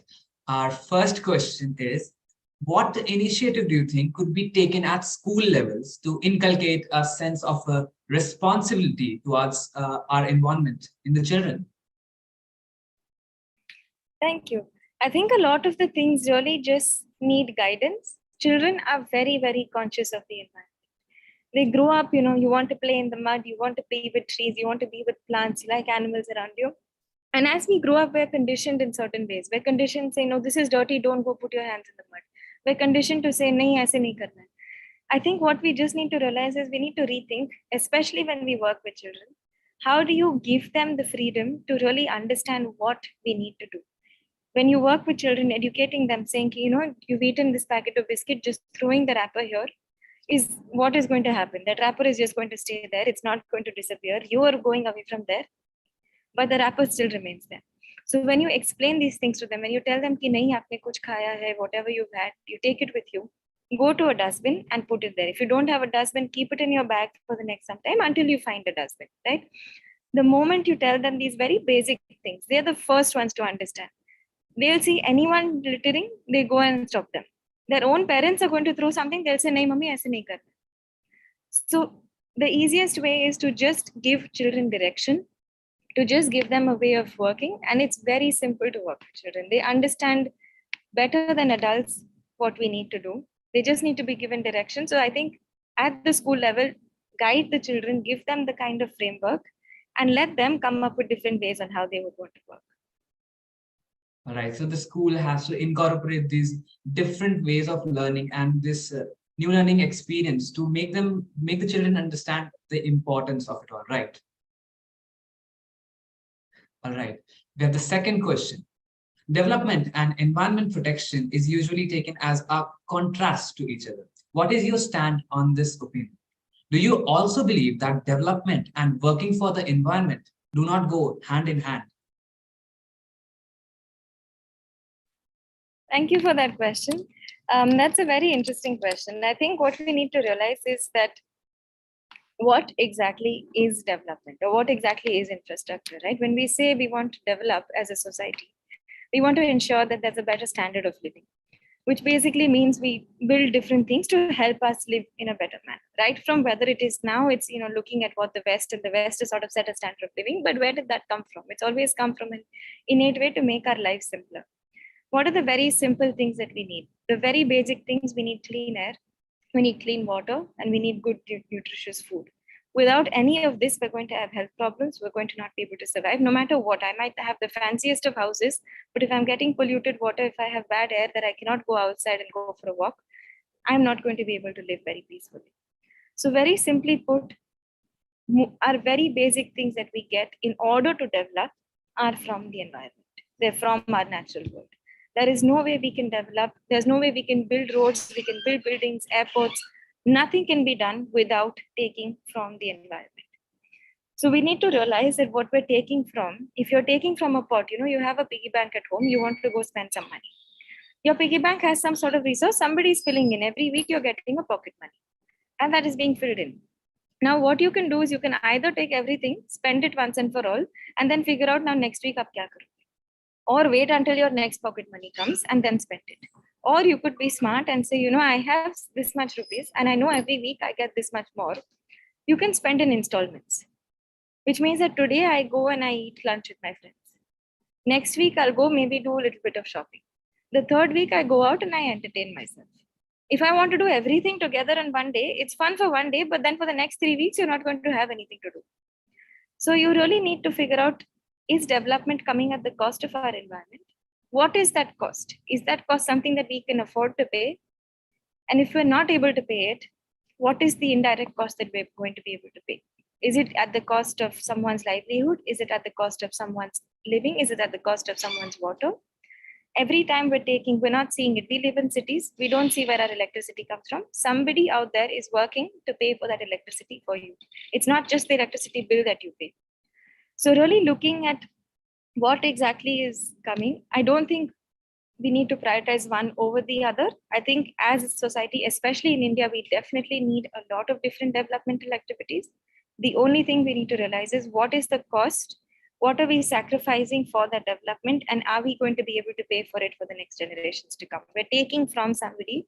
We need to pay back for our kids, for our grandchildren. We need to ensure that that pocket money or that sort of pot that we have remains intact for them to be able to use for their generations. So that is the only answer. There's not one over the other here. All right. My takeaway from this is that active and intelligent planning always helps us to conserve the resources and make the future better for everyone, right? All right, now, when we think of environment activists, we think of Greta Thunberg. The youth thinks of Greta Thunberg. What difference do you think has she made for the youth in the climate of climate activism? I think she's just been fabulous. The number of young people that she's been able to mobilize with a very simple thing is, I'm going to just strike outside my parliament. I had the chance of meeting, I've interacted with her extensively in the past when she was just starting, when her first UN conference back in 2018, we were sort of inducting her to the youth process. And I think the only thing that sort of stands out is she had a very simple demand from the young people. Her demand was that if you feel that your government is not doing enough, come out on the streets and call for more action. Something that everybody was able to do. And with social media, of course, there was so much work that sort of just took charge. Like people just got to know about what was happening. They said, okay, if one person, the fact that also she was just 16 when she started, right? The fact that a lot of young people could resonate with her, saying if she's 16 and if she can do it, I can also do this. So this is exactly what I said in our curriculum. When we study about EVS, or when we study about environment, we don't have any motivation to do this because what we study about is people who've been working in governments, who've been there at the age of 40, 50, 60. You always feel like you need to grow up to be able to do something. You need to have a job to be able to make a difference. And what she proved was that you do not need to be even an adult to be able to make a difference. And this is exactly what changed. When you see someone who's your age or younger than you trying to be able to do different things, it instantly connects with you, and you can immediately say, okay, if this person can do it, maybe I can do it. Maybe I don't need to wait for the world to tell me, oh, now you're old enough to be able to make change, because you're never going to have someone telling you this. Whether you're 20 or you're 30 or you're 40, there's always going to someone saying, you should be doing this. There's going to be this responsibility, that responsibility. There's never someone who's going to say, oh, now from tomorrow onwards, you can go and change the world. So you need to figure out what works for you and take it from there. And that's exactly what she did. And I think this is precisely what worked for everyone. So yes, if she's 16 and she can do it, Greta Thunberg did it at the age of 16. She brought a change. So why can't we? All right, the fourth question. When did you realize how important climate activism is, and what were the initial steps that you took in this journey? I think for me, it came a little naturally. Also, I didn't do a lot of, when I started, I said, even though I had the educational background, a lot of my work happened at the international level right from the start, because I saw a gap in the space. I engaged, I got the opportunity in 2015. I saw the lack of young people, and slowly that's sort of where that picked up for me. And I think the only thing that sort of stays is just consistency. Going back day after day, even if you're not understanding what's going on, just going back day after day, trying to, ask the right questions, ask people. If you don't get it, that's fine. Nobody expects you to understand everything on day one. Especially in a space like the UN climate change process, it is very, very complex. Even some negotiators who've been there for years and years, the more you interact with them, you realize everyone is human. Even they sometimes don't know what's happening. And it's fine to not know what's going on, to be able to ask the question and say, I'm a little lost. Can you help me? What's going on? And this really helps to create the sort of community, also to sort of overcome fears of saying, when I started, I was a very shy, intimidated young person. I honestly was lost at the UN, and I was very afraid to ask someone what was happening. And this is why when I went the next time with a community of young people, this sort of helped me break the ice. It helped me feel like, I wasn't as intimidated to ask someone who was around the same age as me. So really not having to worry about seeing someone who's probably older than you, who looks like they know exactly what's going on, looks very busy, looks like, this person has everything sorted. Sometimes they don't have everything sorted, and that's fine. So just making yourself just that little confidence boost and saying it's okay to not know, it's okay to ask questions. In India, we're always, we're conditioned ki, nahi, stupid question ho jayega. There is no such stupid question, because honestly, maybe the person sitting next to you has this exact same question, but is too afraid to ask. So this is exactly what worked for me. Little steps of really going out there. If you didn't find the answers, coming back and reflecting and saying what is wrong, trying to understand the gaps in the space. This is what I saw. I saw gaps, and I tried to see rather than waiting for somebody else to fill in the gap, directly went to saying, okay, I've been here for a while. What can I do to fill in this gap? Don't wait for someone else to come and change the process. Nobody is going to do it. There's always going to be someone who will say, I'm waiting for the next person to come and do this. You can be that next person who's actually gone in and saying, okay, there is something which is not all right. I don't know what needs to be done, but I'm going to try and fix that. And this is precisely what worked for me. And I think this is very simple. You can replicate it no matter what you're doing. You don't have to be at the UN to do this. At every level, this can be replicated. Thank you, ma'am. We have the last question, which is, what advice do you have for students who want to get involved in climate change? So we talked about how institutions can inculcate these values, but what do you have to say directly to the students? I think to the students, very simple. One, feel free to dream. The world is open to you. Feel free to imagine whatever possibility you might want to do. And two, work hard after you've dreamed. If you only sit and dream, you're never going to achieve anything. Dream, but make sure that you wake up the next day, step by step, working to achieve that dream. It's not going to be easy. It's not going to be a cakewalk and saying, today I dreamt something, tomorrow I achieve it. It's not going to happen. And that's all right. We're not going to change the world overnight. We don't want to change the world overnight. We need slow system change. We need to see changes coming into the system as a whole, into the way that we're functioning, which takes time. And the most important thing is, remember that if you're doing this for the long run. It's like a marathon. You're not doing a 100-meter sprint. So you need to train yourself to be there for the long run. So marathon runners train very differently than sprint runners, if you notice. Their training, their everything else is built. Sprint is short. How do you get instant boost for the next 5 seconds? Marathon goes for the long run. So how do you take care of yourself? Whether it's your mental health, whether it's your physical health, whether it's looking after your friends, your family, your colleague, you need to have a community to support you in this.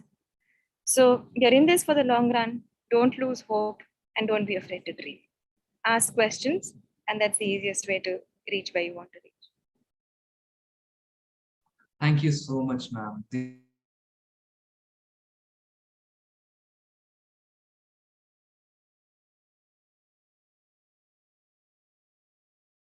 Thank you so much, ma'am.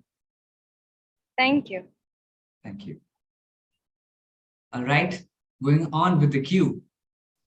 With electronic instruments getting handy, it already seems like the classical Indian instruments are losing out amongst the forthcoming generation of musicians. Our next speaker, Pandit Siddharth Chakrabarti, tends to elevate this concern by being an established tabla player from our very own Banaras Gharana. Being a musician demands an intellect and a music sense that has instinctively developed. Hardly do we ever get the chance to hear an artist express his art on an open platform.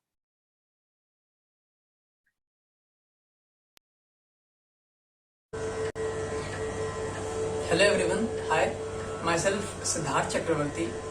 I'm a tabla player of Banaras Gharana. So today I'll be talking about little bit about tabla and the pros and cons of being a student of tabla. Tabla is firstly a brief introduction of tabla. Tabla is a very prominent instrument of North Indian classical music. It's a percussion instrument. Indian classical music is divided into two parts, region based.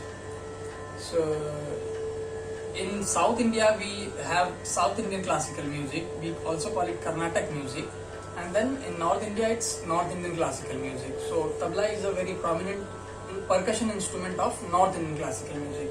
It is basically a accompanying instrument, so it is used with every genres of music. Classical, especially classical, semi-classical, light ghazal, bhajan, Bollywood, etc. Whatsoever. And solo is also being played on tabla. It's also a solo instrument. Tabla has its own language, fixed syllables, tala system, proper grammar is there for tabla. So I've been very fortunate to be born in a family having musical background. So since childhood I started seeing music all around, so I was inclined towards tabla from that age only, and I started learning when I was 4. So I had been very fortunate to have training with my father and then a very renowned guru of Banaras Gharana, Pandit Chotelal Mishra. So in tabla basically we have two drums. This is the right side is the tonal drum, which has a small head, and a bass drum which has a big head. And tabla is made up of goat skin, and this is the black portion is called syahi, and then the white portion is law and chati, etc. So we will not go so deep inside, just it's a structure of tabla, basic structure of tabla. So क्या होता है जब आप तबला सीखते हैं इस जमाने में, तो थोड़ी कठिनाइयों का सामना करना पड़ता है आपको. Being a student of tabla, I am saying my experiences. So क्या होता है कि आप दोस्तों के बीच में आप बोलते हो कि मैं तबला सीखता हूँ. So this is not the trendy instrument, so-called trendy instrument. Trendy instruments are like drum, guitar, etc. So you have to face some problems, but it all depends on your interest.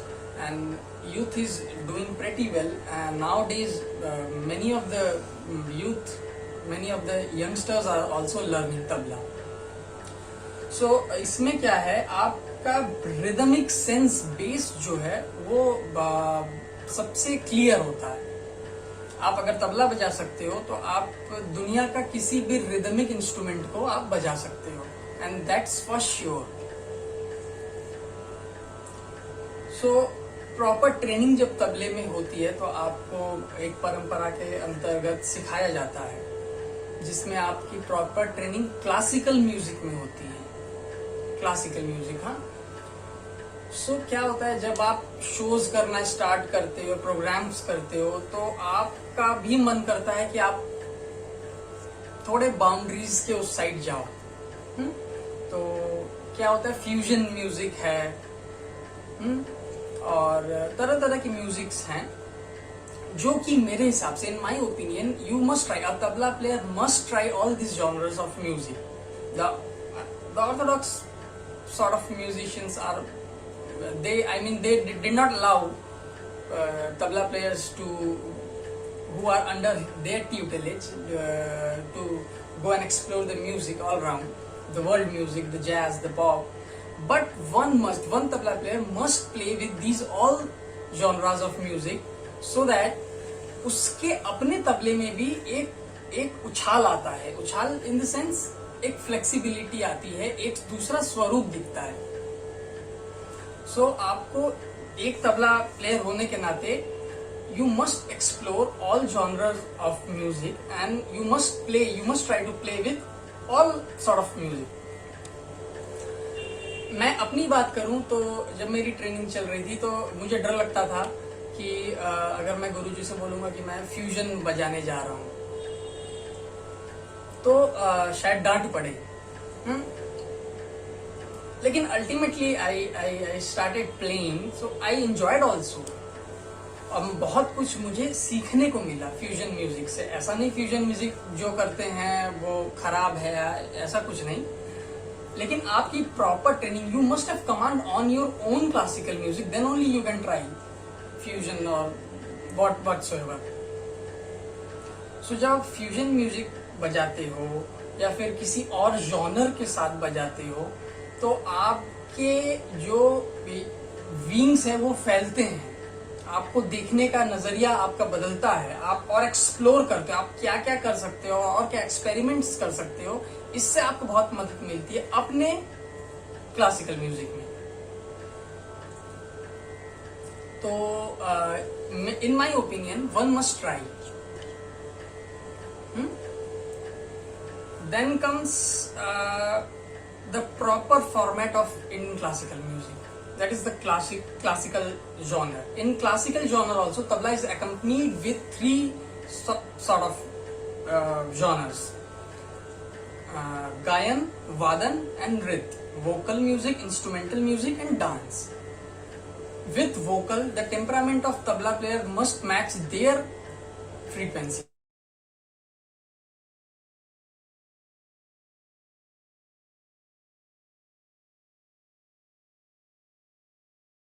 match his temperament. And with dance, especially Kathak dance, tabla is very prominent instrument played with the Kathak dance format. Dance के साथ, जब Kathak dance के साथ आप बजाते हो तो आपका एकदम अलग टेम्परामेंट होता है बजाने का, और तीनों फॉर्मेट्स में आपको किसी का इन्फ्लुएंस नहीं आने देना है। ये सबसे बड़ी बात होती है कि आप जब डांस बजा रहे हो तो आपका जो टेम्परामेंट है वो डांस का हो। जब आप वोकल म्यूजिक बजा रहे हो तो वोकल म्यूजिक में क्या थोड़ा शांत, थोड़ा ऐसा चाहिए होता है, तो तब आप वो कर रहे होते हो। जब आप इंस्ट्रूमेंटल म्यूजिक बजा रहे होते हो तब आप उस फॉर्मेट पे चल रहे होते हो। You don't have to derail. Again when you are playing fusion music, again you need a different temperament, and playing all the genres together will help you, will take you to another level. You can flourish very well. So now I'll play a little bit for you all.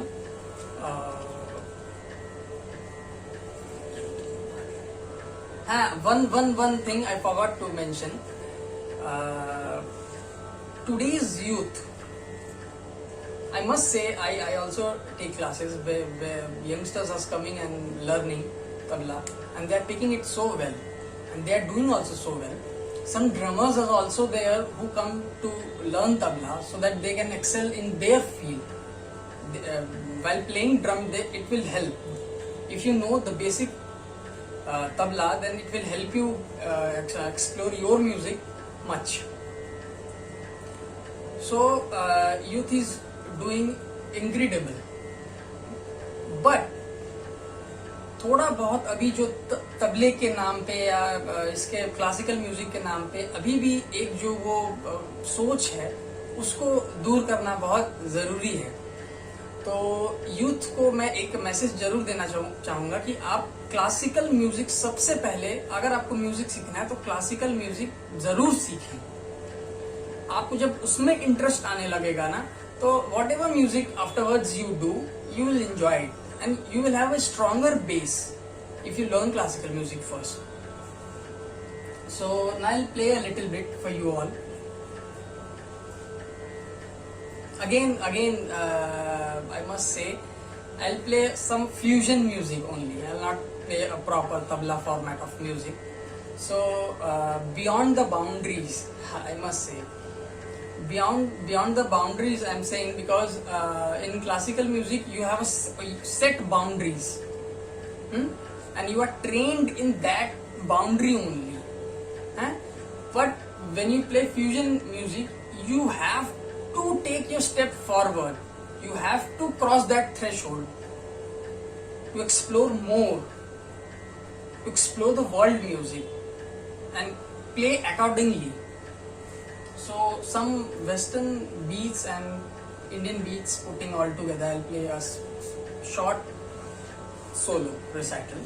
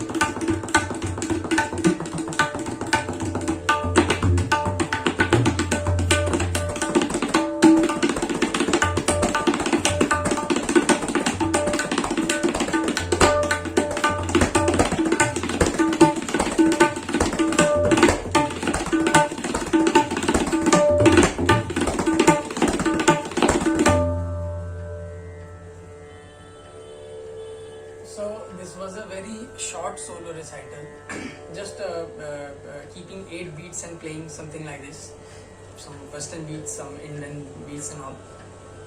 So at last but not the least, I will recite a Stuti Paran composed by me. In this Paran,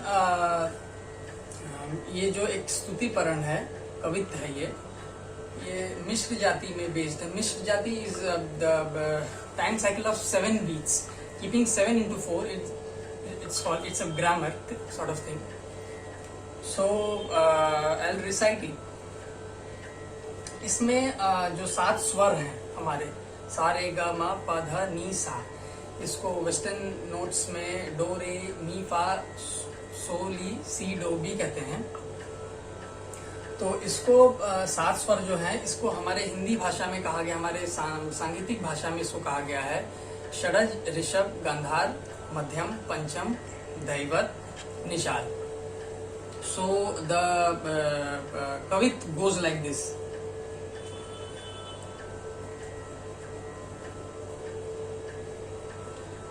धान धागे दिन दा न धागे दिन दा न धागे दिन धागे न धागे दिन दा न धागे दिन दा न धागे दिन धागे दिन धागे दिन धागे दिन धा धागे दिन धागे धागे दिन धागे धागे दिन दा. षडज शिव है, ऋषभ गिरिजा, गणपति गंधार है, तड़त तिन दिन रिद्धि मध्यम, धड़त दिन दिन सिद्धि पंचम, त्रिकृत दादृकृत धृकृत आधा ताधा ताधा धगिन धा त्रिशूल दैवत तिन तिन निषाद नंदी. षडज शिव शंभु शरण में 7 स्वर संसार है.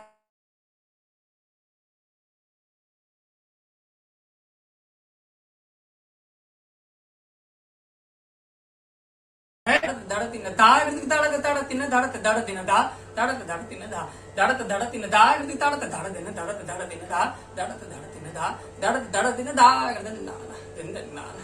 धा दिन धा. So this was the composition. I hope you must have liked it, and thanks a lot everyone. My humble regards to everyone, my elders present here, and my best wishes to the students over here. Thanks a lot.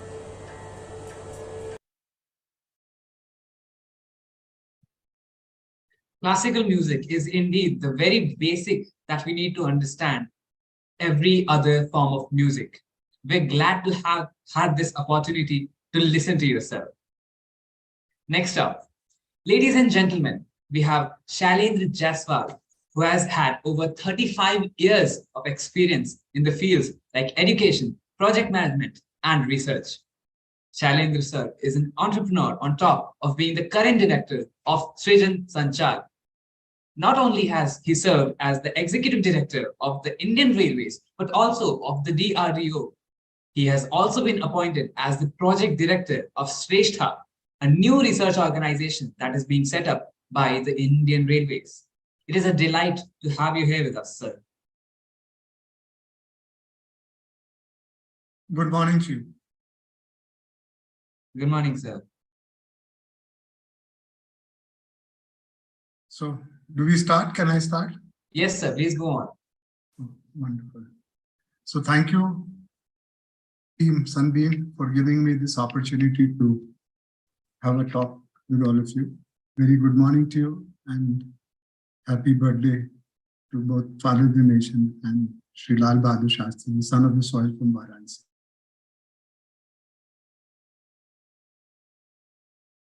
So friends, I'll start now. Around the earth in the circumference.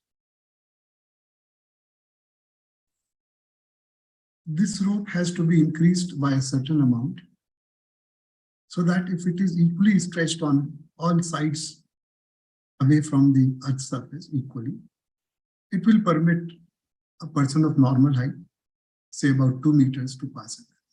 I'm going to repeat this. I want you to imagine a situation that a rope is tied around the earth at the equator, where the length of this rope is about 40,000 kilometers. We want to increase the length of this rope by an amount X, so that if this rope is stretched equally in all directions, a person of normal height of say 2 meters can pass through. Well, you will find, you will be thinking of the answer maybe in thousands of kilometers, maybe in hundreds of kilometers. The answer to this question is very surprising. The length which is required to be increased is about 40 meters. That is about 40 meters. So that rope which is stretched around the earth, and if you add only 14 meters at every point on the earth's surface, a human being can pass it. It is a very counterintuitive answer.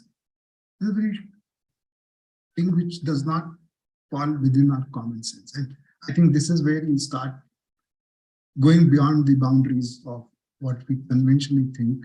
And this is one example of counterintuitive thinking that I thought I was going to use, because we're going to talk a lot about creative thinking beyond the boundaries and counterintuitive. Friends, it is said that about 25% of us are able to sketch well or copy a sketch well. By the time this session is over, I'm going to share with you a technique and a trick which will enable 75% of people to make a sketch or make a good copy of the sketch. I will share this with you before I leave this place. We are speaking to people from Uttar Pradesh. I'm sure you've all heard of something called one district, one product. There is a district in UP called Pilipit. The product identified for Pilipit was the flute or the basu. We at Srijan Sanchar were looking, what can we do to this basu so that this can help in growth of Pilipit, create employment, generate economic growth. We came to the conclusion that maybe we can use basu as an equipment for regulating and exercising breath, which is pranayama. And from there on, friends, we have been able to transform the bansuri into an equipment for diagnosis of respiratory diseases by providing sensors on the bansuri and also adding AI and ML for it to enable diagnosis of the respiratory diseases. Second, we looked at the music from the flute. And can this music cure diseases and make a person healthy, relaxed, free of depression? We are now finding that the bansuri is now being transformed into what is called a pranupuri, and it is able to help people to live better, to have their mental problems solved. What you've now just seen is a transformation of a product, which is one of the techniques that are used in creative thinking and out-of-the-box thinking called the metaphor. I want to share a metaphor with you, a Hindi poetry from the film called Anand. So the song is Kahin dur jab din dhal jaye, saanch ki dulhan badan churaye, chupke se aaye, mere khayalon ke aangan mein koi sapnon ke deep chalaye. So this is a beautiful imagery, a beautiful metaphor of how ideas can light dreams and that have potential to make a difference. This metaphor is a wonderful methodology of transforming your thought processes from one plane to absolutely different plane. Talking about ideas which can make a difference, let's also talk about what is it that can make a difference. So we worked upon something which we call make a difference that makes a difference. And in this, we examined a popular notion called ABC analysis. So what this analysis says that there are three categories of actions, A, B, and C. A category of actions, which are 5% of your effort, have an influence on 85% of the outcome. There are B category items, which are 10% and have 10% influence on the outcome. Then there are C category items, which are 85% of your input and influence 5% of the outcome. So again, 5% influence 85% category items, category B items, 10% influence 10%, and category C where 85% influence 5%. What we did at Srijan Sanchar is to apply ABC to A category again. And we suddenly found that 0.5% of your input has absolutely disproportionate impact of 64% of the outcome. This is about 250 times. On the other hand, 64% of the inputs influence only 0.25% of the outcome. If you want to make a difference, if you want to focus your efforts, then you must follow this policy of AA, so that you are able to identify that 0.2% of effort which is able to impact 64% of the output. So make a difference, that makes a difference. About 150 years back, Dmitry Mendeleev was able to predict existence of certain elements which were not existing at that point. Not only was he able to predict those elements, he was able to predict their properties as well. The reason he was able to do, when he described and built his periodic table, there were certain gaps. And he extrapolated the gaps, the properties of elements around those gaps, and he was able to arrive at the properties of those yet to be discovered elements. And lo and behold, many of these elements were discovered in future. This great insight of Mendeleev is one of the finest examples of pattern recognition. Again, a great source of ideas, a great source of creative ideas, a great source of thinking of ideas beyond which is available and visible. Looking beyond the boundaries and looking beyond the obvious calls for one to have multiple perspectives, different views of looking at the same thing. We at Citizen Sanchar have developed a technique called multiple perspective to multiple analogies, which is basically about different models of the same phenomena. And you use the different models and you get to know different things about the different phenomena. Harvard Gardner came up with the theory of multiple intelligence, and he described that human beings have 7 types of intelligence. But one of the most important things which he said was that at least each one of us is blessed and bestowed with at least one of these intelligence. It is very important for us to understand what is that intelligence that we have and perhaps grow and become more useful in that skill. But I also wanted to expand the boundaries of our own senses. So our dominant sense is visual. I want you to go with me through an experiment. You will find that many a times you will see surfaces which are clean, but if you touch them, you will find that there is a certain amount of dust.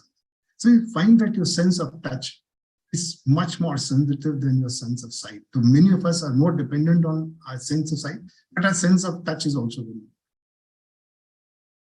I want to take you to one more small experiment. If you touch the area below your lower lip, you will feel that it is smooth. But if you bear with me and indulge, if you roll your lips, you roll your tongue over that area, you will find that you will feel a lot of very hard bristles. Now, it is said that the sense of tongue is about 2,500 times more sensitive than the sense of touch. And touch is even more sensitive than the sense of visual.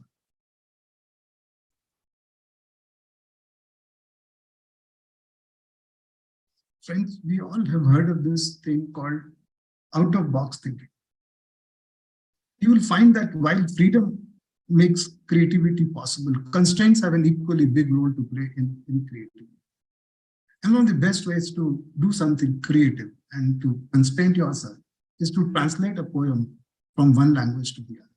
I want to share with you a poetry, and here goes this poetry.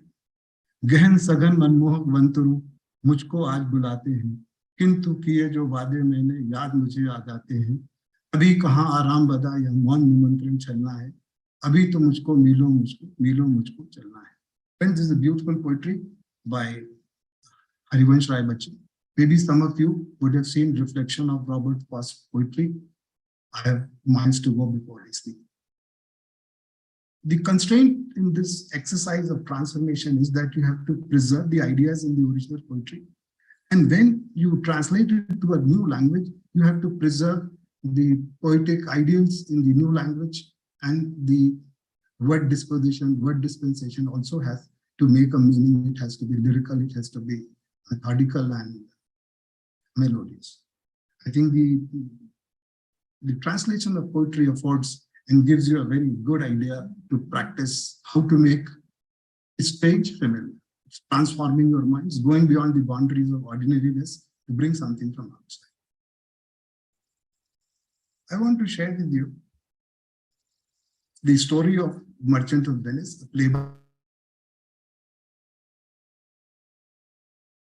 by William Shakespeare. You are all aware that he takes loan from Shylock. Shylock puts a condition that if you are not able to return the loan, a pound of flesh from your heart, I will be entitled. Antonio is not able to return the loan and the case goes to court. Shylock says, I want a pound of flesh. Enters Portia, a lawyer, and she pivots the argument on a pound of flesh. So she says, a pound of flesh, yes, but not a drop of blood. So friends, this is where we have how to use a problem to solve. What you are finding, this problems which are solved by problems themselves, solution lies in the problem, is part of a broader thought process which is called resolving paradoxes and which gives you breakthrough solutions in many ways. I just want to share one more thing with you. You're all aware that whenever we are having food, there is a container which is normally plastic and it goes to dustbin and landfills. Can we think of a container and food which does not create havoc with the environment? So ice cream cone is one such example, and edible cut so that whenever it doesn't, how to solve the problem by using the problem. Friends, you are aware that the aircraft, there are two requirements. One, the wing should be very large so that they can fly off easily and land easily. And number two, the wings should be not very large so that when it flies, the resistance is less. So the aircraft designers came up with a solution which is called a swept wing aircraft. When the aircraft is taking off, the wings are large. And as the aircraft starts speeding, the wings are swept back. So this is that resolving the contradiction that you have both. You can have the cake and eat it too. So the aircraft is having both high speed at less reduction at high speed and adequate lift off at low speed. Friends, as I mentioned to you that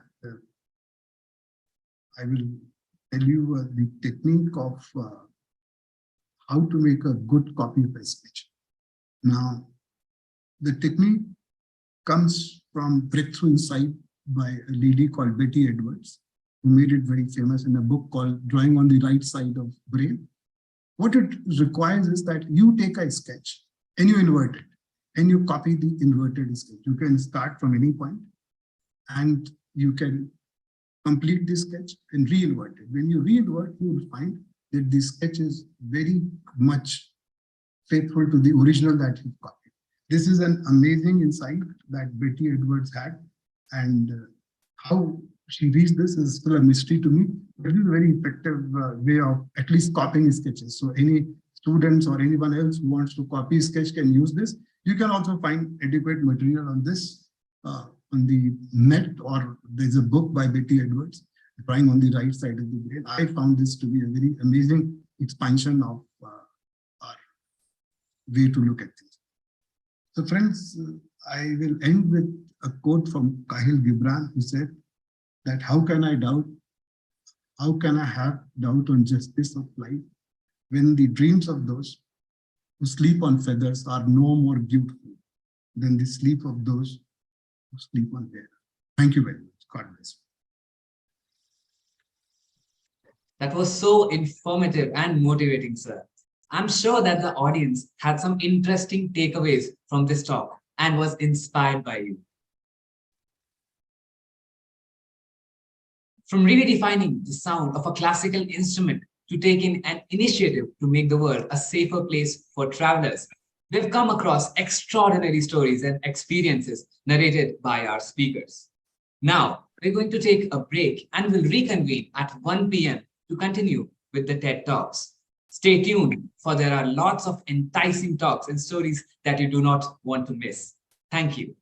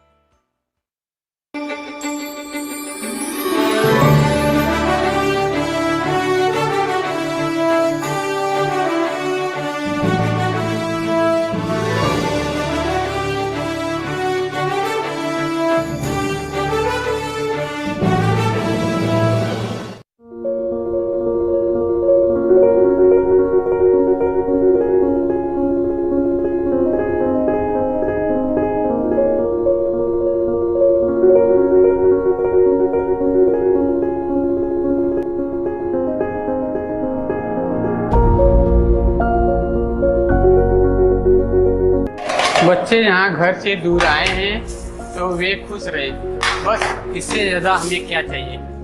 माँ के हाथों से बने खाने जैसा कोई खाना नहीं। हमारी भी बस यही कोशिश होती है कि बच्चे घर को मिस ना करें और हेल्दी खाना खाएं।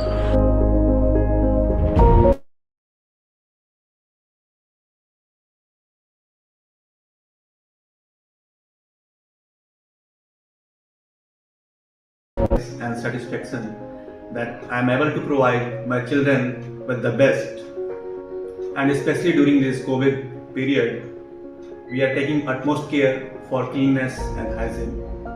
Well done team, best of luck.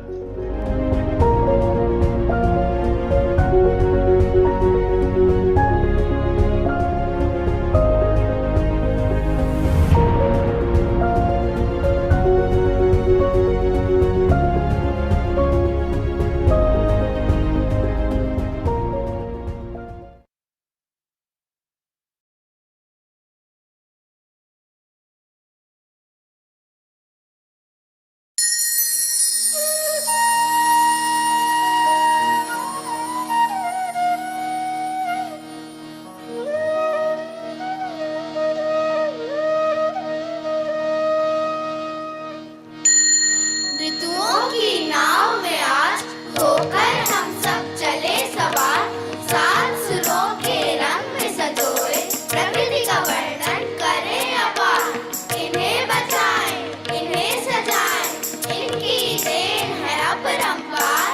आओ ऋतुओं के गीत गाएं, नमन प्रकृति तुम्हें बारंबार, नमन प्रकृति तुम्हें बारंबार, नमन प्रकृति तुम्हें बारंबार।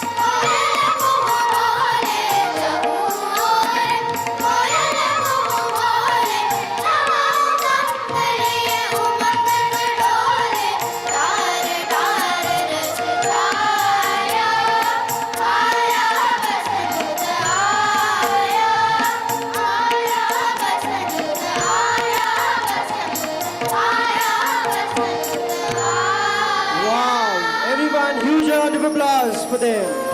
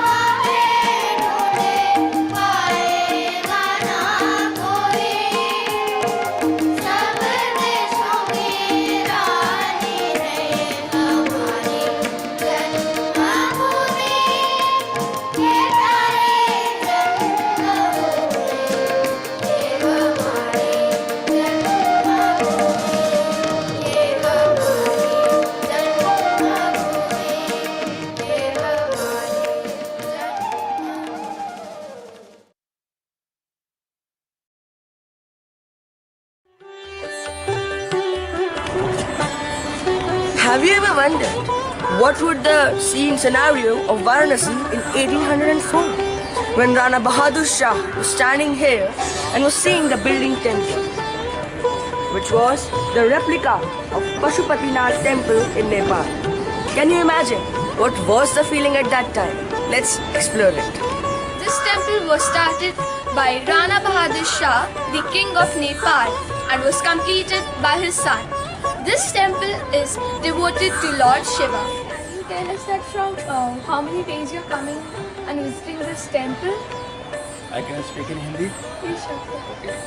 अपने बचपन के समय से हम लोग यहाँ पर आते रहे हैं क्योंकि मैं एक मैं एक लोकल यहाँ पास में रहने वाला हूँ, तो ये बचपन से आते रहे यहाँ पे, बड़ा अच्छा लगता है यहाँ पे आकर। How you are feeling at this Nepali Tech? It's wonderful. It's very nice to see the intricate architecture.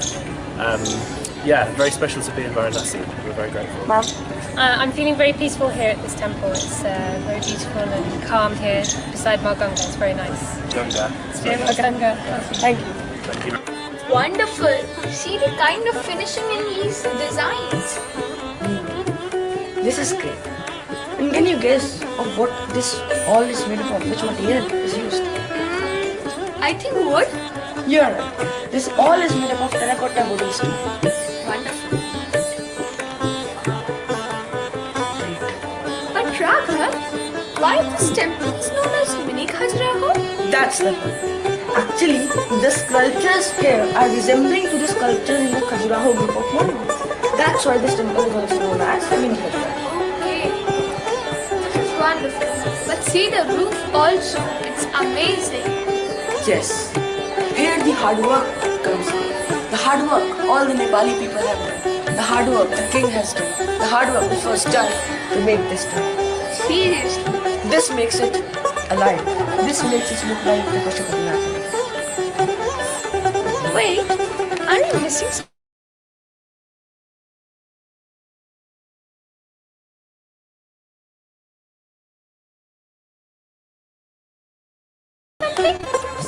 Varanasi is in the race of modernization. We should never forget the rich culture and heritage of our holy city. So it's our responsibility to take care of these heritage sites and preserve it for the upcoming generation and tell the whole world that what is the richness of the holy city Varanasi. Thank you.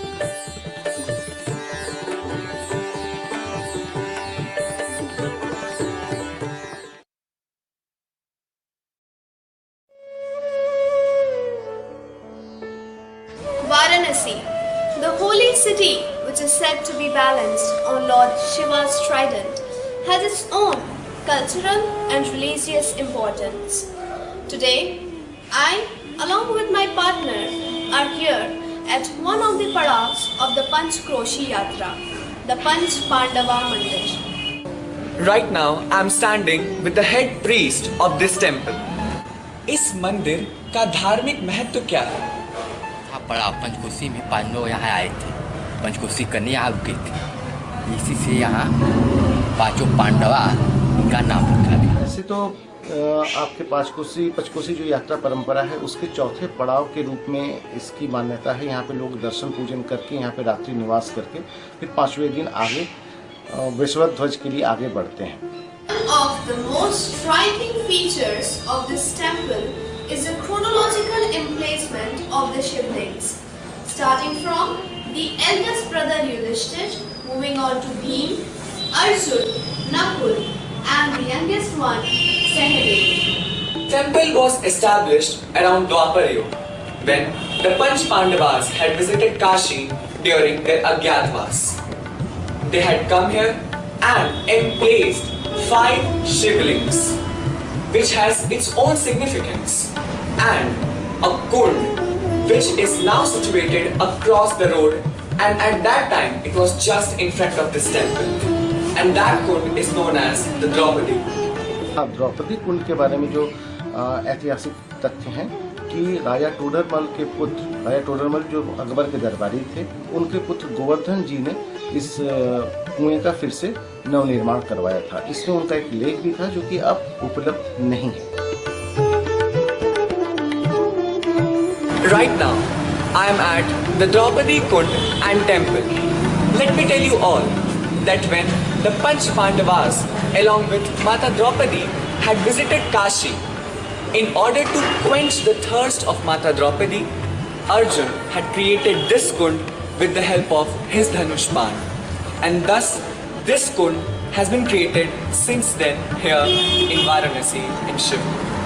Besides its relation with the Panch Kroshi Parikrama Yatra, this temple has an immense significance of its own. And not only this temple, I am sure that the other 4 padavs of the Panchakroshi Parikrama Yatra are equally significant. So, I recommend you all to visit all the padavs of Panchakroshi Parikrama Yatra and explore the unexplored. Thank you.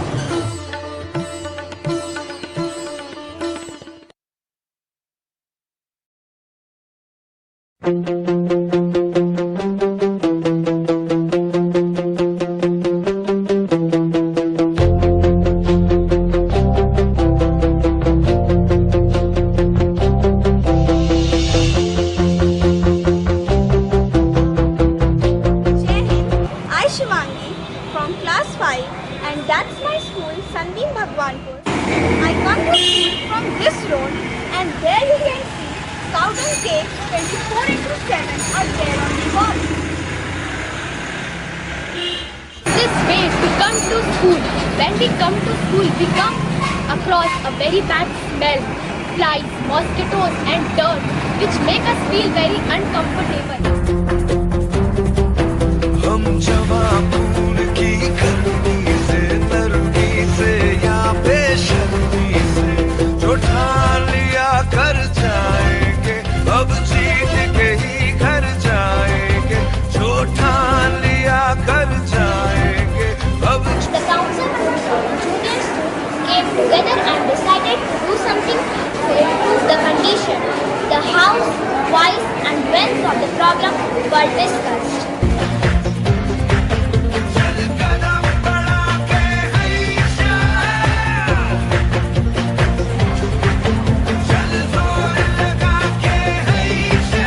The council members approached the support staff in charge, Mr. Sandeep Dixit, to form a task force, a team to support us in our endeavour.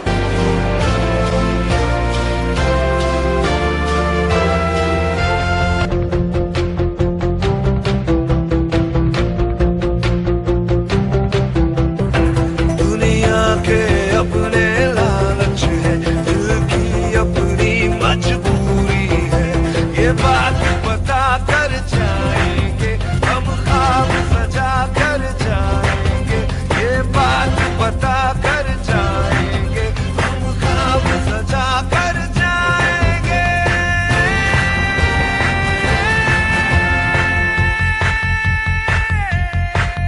चल जोर लगा के हैशा चल कदम बढ़ा के हैशा Finally, we got rid of the Cowden cakes and made our way to school, smell and dirt free. We also shared our endeavour and process with the teachers and the students, and they were very happy about it. Jai Hind. के हम कदम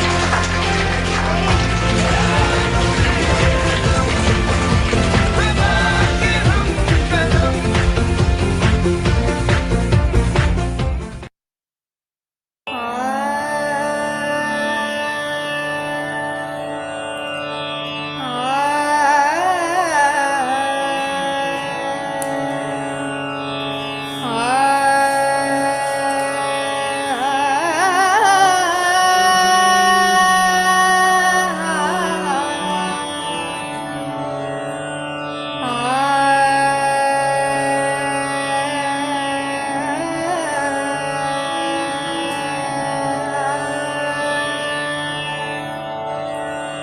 सावन झर लागेला धीरे धीरे सावन झर लागेला धीरे धीरे सावन झर लागेला धीरे धीरे सावन झर लागेला धीरे धीरे सावन झर लागेला धीरे धीरे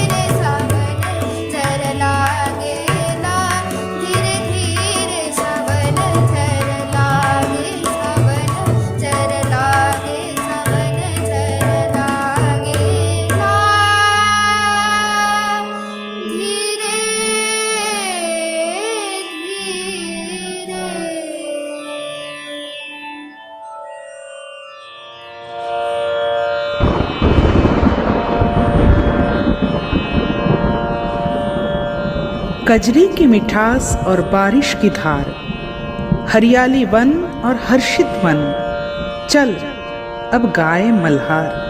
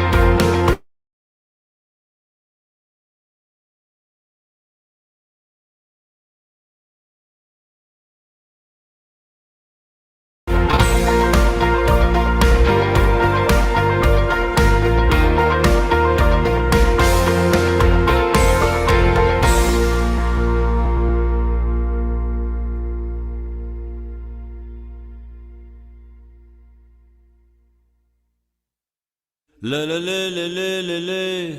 La la la la la la la la. La la la la la la la. La la la la la la. This very body is soil. My body, your body, everybody is just soil body.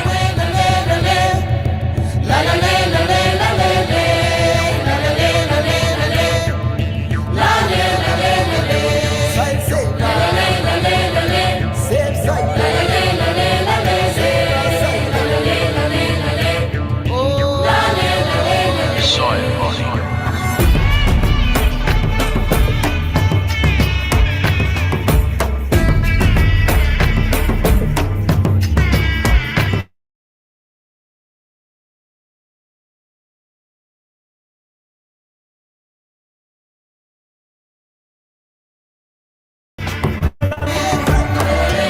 The magic of soil is it turns death into life.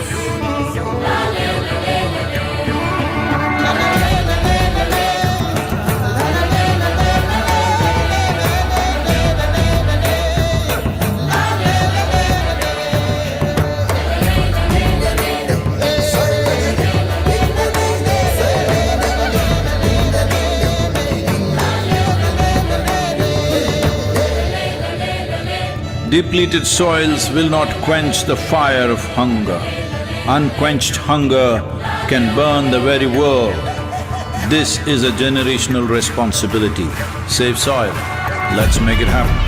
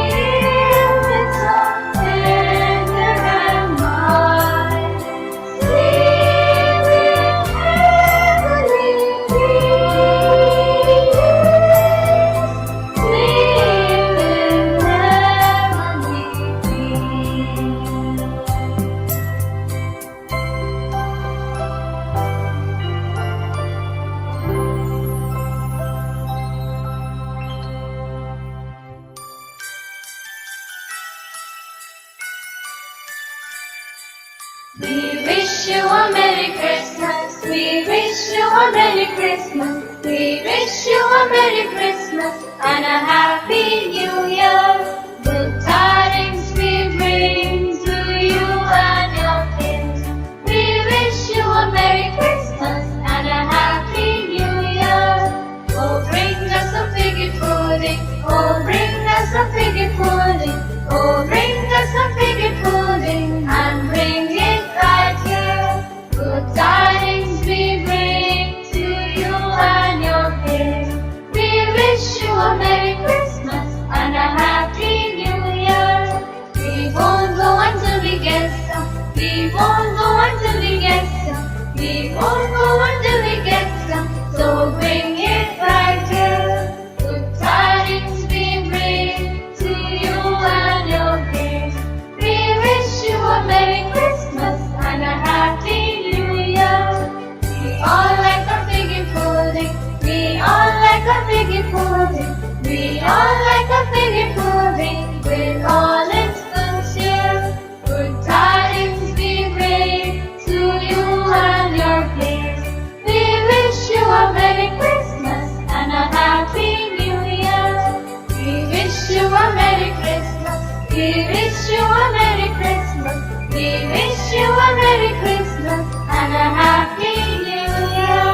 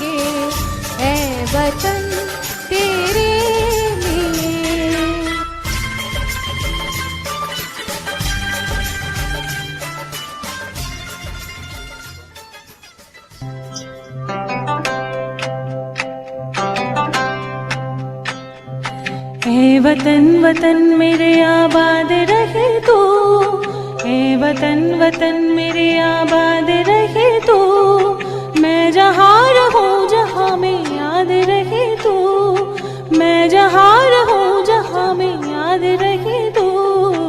ए वतन मेरे वतन, ए वतन मेरे वतन।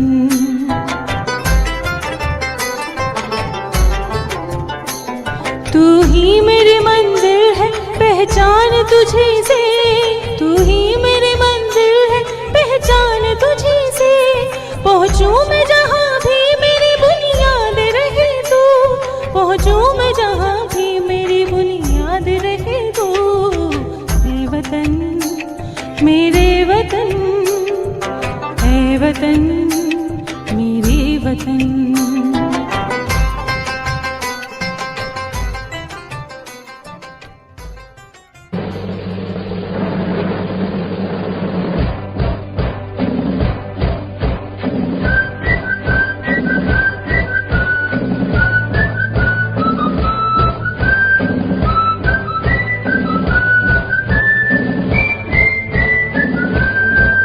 ताकत वतन की तुमसे है, हिम्मत वतन की तुमसे है, इज्जत वतन की तुमसे है, इंसान के हम रखवाले। ताकत वतन की हमसे है, हिम्मत वतन की हमसे है, इज्जत वतन की हमसे है, इंसान के हम रखवाले। पहरेदार हिमालय के हम, झोंके हैं तूफान के, सुनकर गरज हमारी सीने फट जाते चट्टान के। पहरेदार हिमालय के हम, झोंके हैं तूफान के, सुनकर गरज हमारी सीने फट जाते चट्टान के।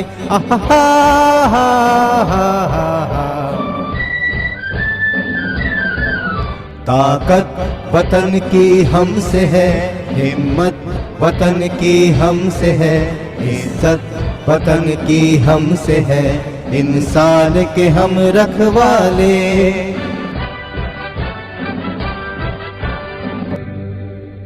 जय हिंद, जय हिंद, जय Hind.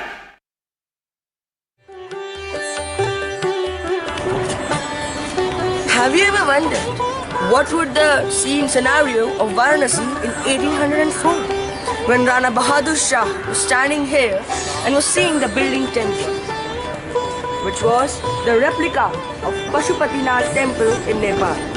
Can you imagine what was the feeling at that time? Let's explore it.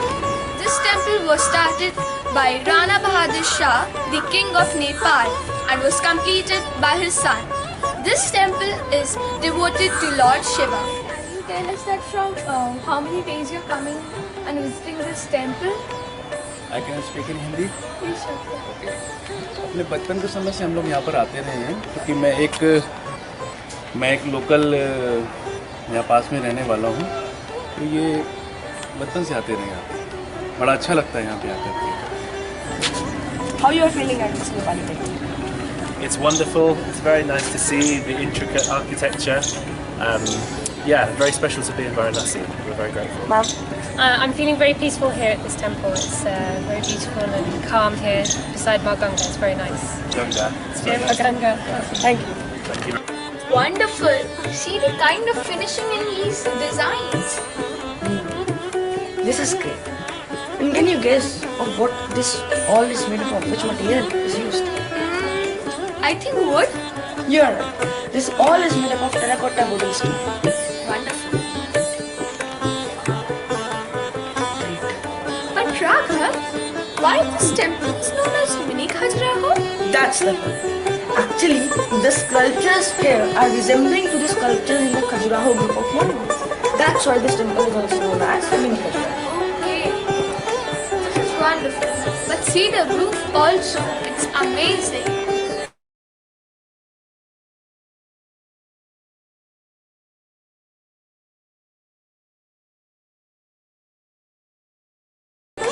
Seriously. This makes it alive. This makes it look like the Pashupatinath temple. Wait, are you missing something? Yeah, surely. Can I notice that gate? The design? It's amazing. That's wonderful. City, Varanasi is in the race of modernization. We should never forget the rich culture and heritage of our holy city.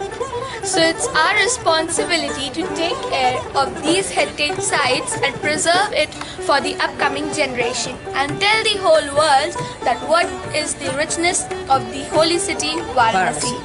Thank you.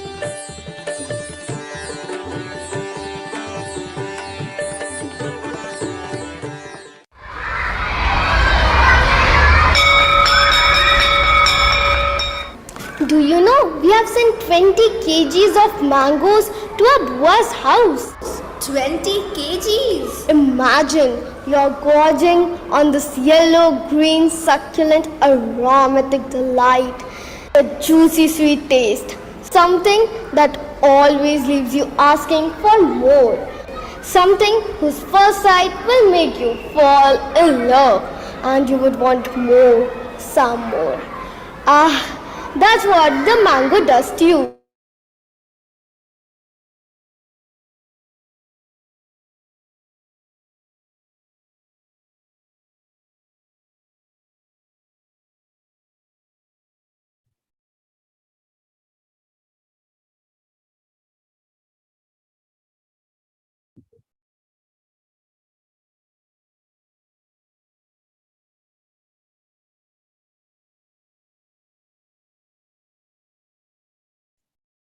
Glad to have you all back, people, after the break.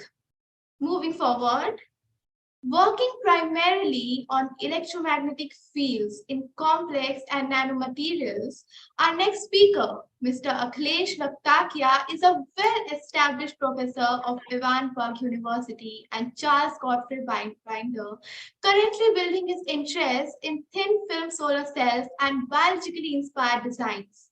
To have listened to such a profound topic itself is a delight to the viewers. Over to you, sir.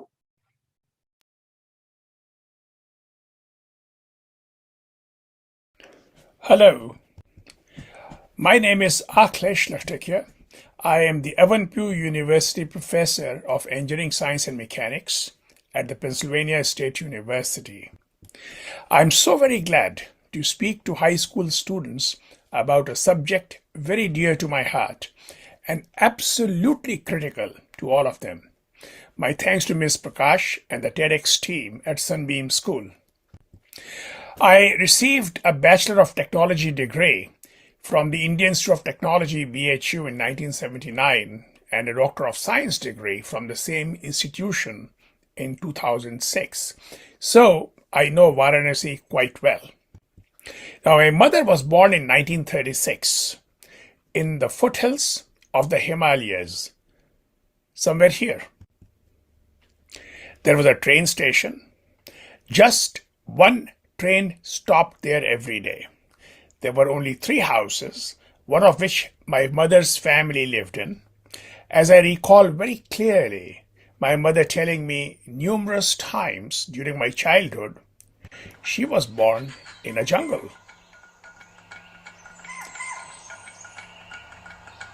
There were birds, deer, tigers, pythons, cobras.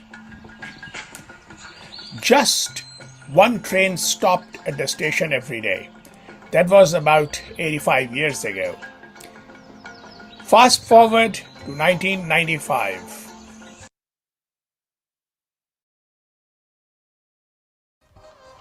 I traveled in a Eurostar Express train from London to Brussels. The train travels about 22 miles under the English Channel. Here is a cruise ship that my wife and I spent a week on in 2016. It is the size of a small town in Uttar Pradesh. A few years ago, I flew from New Delhi to Frankfurt in an A380 Airbus on the upper deck. Amazingly, all of these exemplify science and technology from the 90 era. Propulsion systems, chemicals, polymers, structural materials, and then microwave and optical communication systems, electronic circuitry, medical drugs, and more. All of them were developing very well before 1990 and have continued to develop further. 1990 was a watershed. Biotechnology expanded rapidly because of the ability to engineer genes, proteins, and cells. The ability to make and manipulate matter at the nanoscale became inexpensive, pervasive, and ubiquitous. Massive amounts of easily available information began to change the nature of education and social interactions.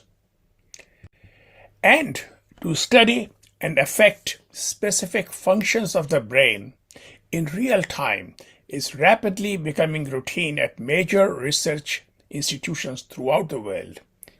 Individually, each of these four developments is remarkable, but their confluences and synergies are even more breathtaking. See what's beginning to come up. The Internet of Things is already here in a rudimentary form. Appliances in households talk to each other as well as to vendors and repair personnel. Distributors order products from suppliers. Assemblers order parts from ancillary industries, and those parts are delivered just in time, and so on. Decisions that are taken by artificially intelligent agents in such a way as to explain the underlying logic and to incorporate ethical and social concerns. Expert systems for monitoring and rapid diagnosis of pathologies in structures, whether animate or inanimate, as well as to actuate and administer appropriate curatives. Medicines that are tuned to the genetic makeup of a patient. If these developments continue,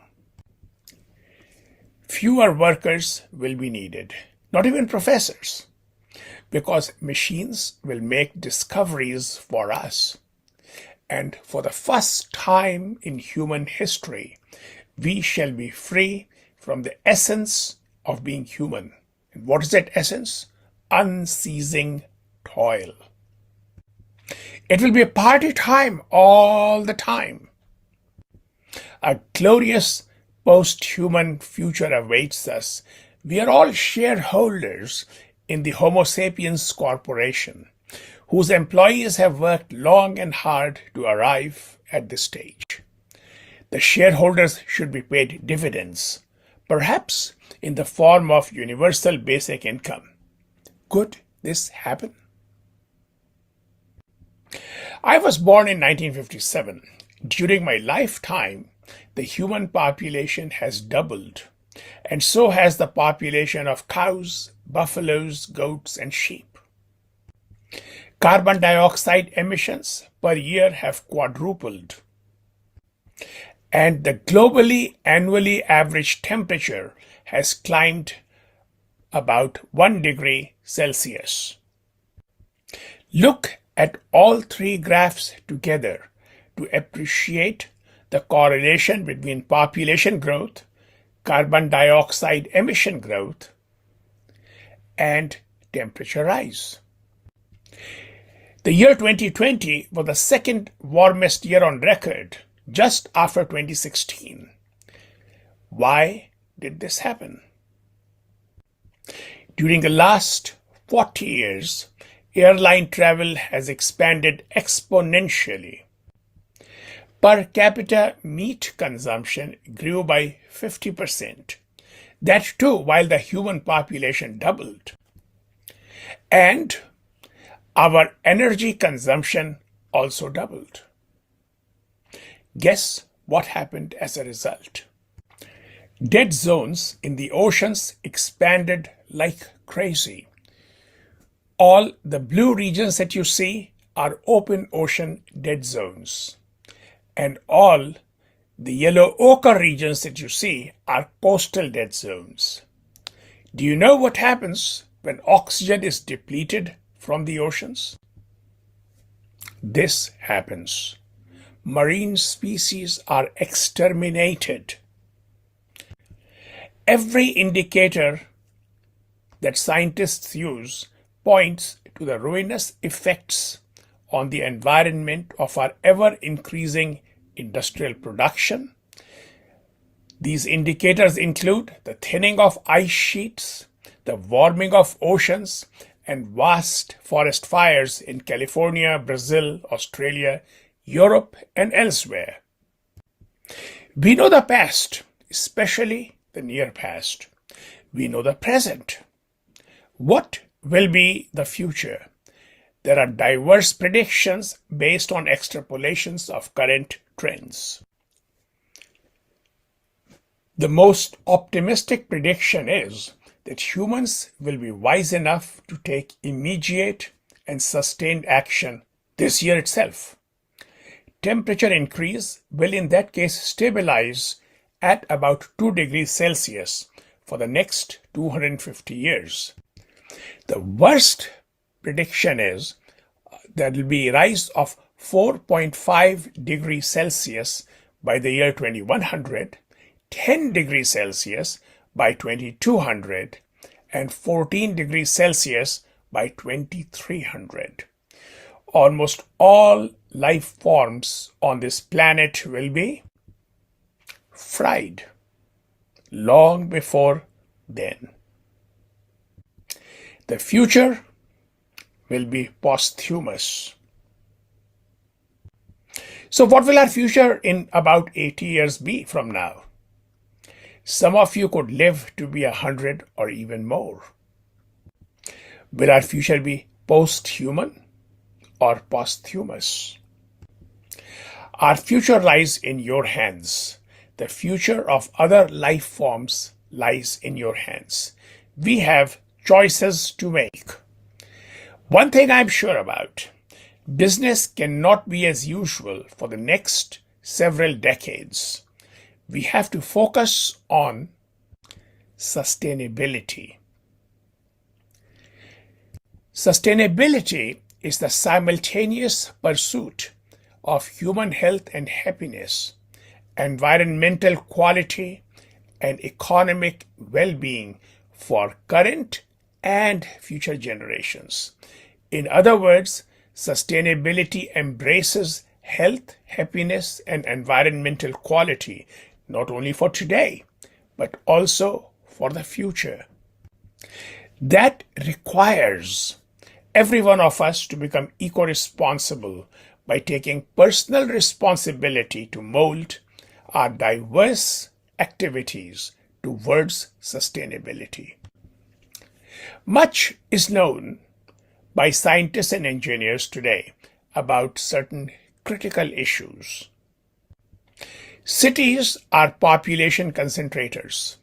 If a city is a sprawl, it causes deforestation, destruction of wetlands, development of massive heat islands. If a city is compact, it can reduce energy consumption, it can reduce transportation infrastructure, and it can reduce effluent release. Energy generation currently produces 40% of greenhouse gas emissions and depletes natural resources. Food production, especially meat production, as well as food processing industries release both carbon dioxide and methane into the atmosphere. Biomass can sequester significant amount of greenhouse gases. Thus, appropriate land use involving reforestation and wetland restoration is going to help greatly. All engineering is the transformation of energy into materials and vice versa. The production of materials for diverse products creates ecosystem spoliation on land, in air, and in water. The use of these products generally requires the consumption of energy and release of pollutants. The disposal of these products is hugely wasteful.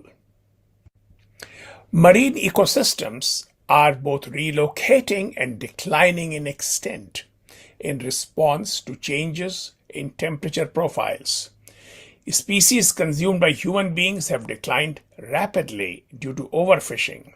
Fertilizers and microplastics are being dumped by the hundreds of tons every day into our oceans. Oceans no longer have the capacity to absorb what can only be described as human shit. Transportation produces about 14% of all emissions. There is an urgent need to eliminate emissions, both by using different fuels and by restricting travel distances and frequencies. Finally, lack of gender equity means that we are not using all the available brain capacity that humankind collectively has. So here are a few take-home messages for you to take with you when you go to the university that you will attend in due course of time. The first set of these take-home messages are about energy production. The only form of energy generated and distributed must be electricity, and it should be generated using low pollution sources such as solar, wind, geothermal, and tidal. Nuclear energy can be a transition solution. What is needed is that electricity be converted into other forms of fuel close to the point of use. These other fuels include, for example, hydrogen. And then massive decentralization of electricity production is necessary, especially at the microwatt level. What that means is that use solar cells wherever you can. Also, we must practice circular economy for materials. Every process will produce some waste materials and energy. Those must be used in other processes. This will delay resource depletion and reduce overall waste to be disposed of. We must plant tall trees on the borders of agricultural fields to conserve soil and sequester carbon dioxide. This is being tried in West Africa with success, and now there are farmers in Iowa that also claim success with this technique. Farmers must diversify crops and also leave the ground fallow to recover for agriculture in the next cycle. This is age-old wisdom that seems to have been forgotten in many countries. Kelp and seaweed must be farmed for providing habitat to marine species and as also human consumption. Get your proteins not from livestock but from plants, or if you can, eat lab-grown meat. Make cities compact and vertical. Sprawls are hugely wasteful. Make intelligent buildings and cities with self-repairing structures. What will be the future of life on our planet? Nobody knows. But I have high hopes that we will work eco-responsibly towards sustainability. So my message to all of you is, don't look towards the generation of your parents and grandparents. That includes me. Collectively, we made a mess of things by not taking the right steps to protect the biosphere. Instead, look towards each other. Work cooperatively for the welfare of all humanity, indeed, of all living beings. Make this place a better place, not only for yourself, but for the generations to come. Indeed, a very wise man told us about 8 years ago that we hold our planet in trust for future generations. That is sustainability. Today is his birthday. Take his exhortation to heart and don't let the temperature rise. Thank you.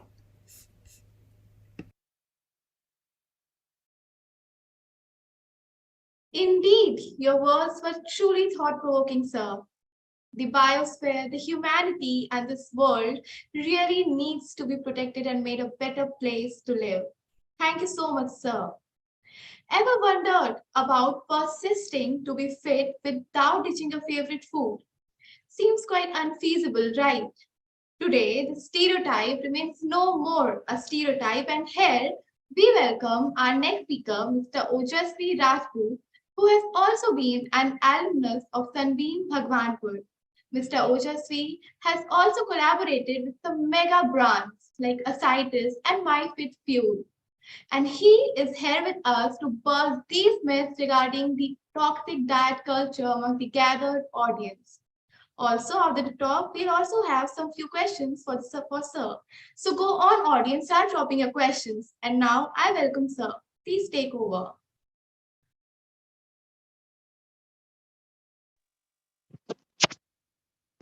So, hello all, and thanks a lot for this invitation and letting me speak on this prestigious platform. And basically, the thing that fitness and the choice of fitness is very parallel. Like for most of the people, they don't know how to combine their interesting food and the way of dieting or reaching to that fitness level. And basically, this talk is encircled around that part, that how you can combine both pleasure and purpose and reach to your goal. So can you please allow me to share the screen? Sir, it is already allowed. No, actually it's being shown that host, like on my second device, it's not A allowed. second, sir. We are looking forward. Try again once again. Right, thank you.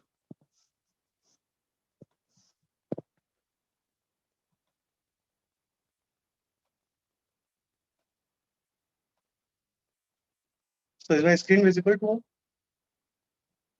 Okay, so basically, as I said, that eating more and losing more.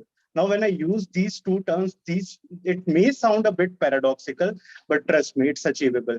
And me being a PhD scholar at IIT Kanpur and as a side hustle, I'm a evidence-based fitness influencer on Instagram.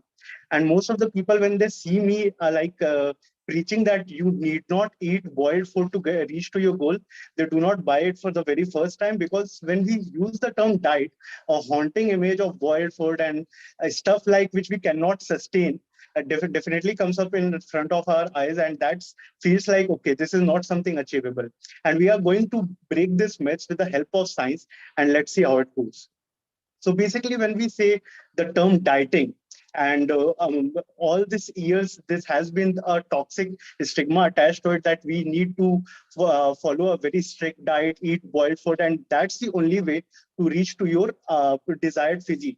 But the problem with that is, the main problem is the restrictive eating. And when we say the term restrictive eating, intuitive terms, that is the pink elephant theory kicks in. Now, when I say the pink elephant theory, what does it actually mean? Let us say I tell you, please do not think of a pink elephant. The first thing which is going to pop up in your mind is definitely going to be a pink elephant, because our human mind is designed in this way that when we try to restrict something, the likelihood of that term appearing in our mind is pretty high.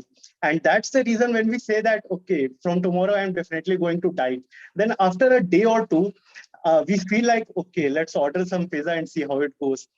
And that's what pink elephant theory basically means. And then the associated unhealthy way of weight loss, which is like starvation diet, or like quitting salt and stuff, which is not at all healthy and at the same time not sustainable. Now, the main statistics that we are going to discuss today is that diets are definitely failing. And the thing is that if you think that when was the last time you attempted a weight loss, definitely there would be many people who have attempted weight loss, but was not able to keep it off. And that's what the statistics says, that the success rate of diet is 5%. Now, I'm not saying that you won't be able to lose weight. Definitely you can. The starvation diet is there, the keto diet is there. It would definitely take you to your place and you might lose some weight, but it won't be able to help you to reach to your destination. What I mean is that losing weight is easy, definitely, but keeping it off is an art, because to keep it off, you need to follow a sustainable way of dieting. Now, the term that diet, it is basically originated from the Greek word dieta, and dieta basically means way of living. So you cannot expect to follow a fat diet and expect to stick on it for even a month. Because let's be honest, the kind of diets that are being circulated nowadays, it's keto diets, intermittent fasting. I have no issue against those kind of diets. But the thing is, if you follow a keto diet, ask yourself an honest question. Can I stick to it for more than a month? Most probably the answer would be no. Because the word diet, as I said, it has been originated from a word which literally means way of living. So you need to follow a pillar which is basically sustainability, and rest of the pyramids being built on that, rest of the parameters being taken care on that final pillar, which is sustainability. Now, the intuitive questions definitely comes here that, okay, what exactly brings sustainability? Now, if I tell you, okay, you need not to be on a very strict diet, you can include your favorite candies, you can include your favorite food. For me, it's butter chicken, right? So I cannot expect to live off butter chicken and still lose weight. But trust me, in what I have dealt with my clients or even on myself, the journey speaks that if I'm including my favorite food, then the probability of sticking to that kind of diet is more, and it would definitely help me to reach to my destination. Now, obviously, it's something very hard to believe on the very first go, but we would be presenting some results which would slowly bring that inclination that, okay, you can eat your favorite food and at the same time lose weight or gain muscle, whatever your goal might be. So here comes the concept of caloric deficit. So basically, the thing is that every human being needs some energy to survive, and that baseline is known as maintenance calorie. Now, when I use the term maintenance calorie, what does this basically mean? As the name suggests, it's the bare minimum amount of calories your body needs for basic functioning. Now, when I say basic functioning, it means maintaining the weight you originally have. So let us say there's a 70 kg person and he's eating 2000 calories. Okay.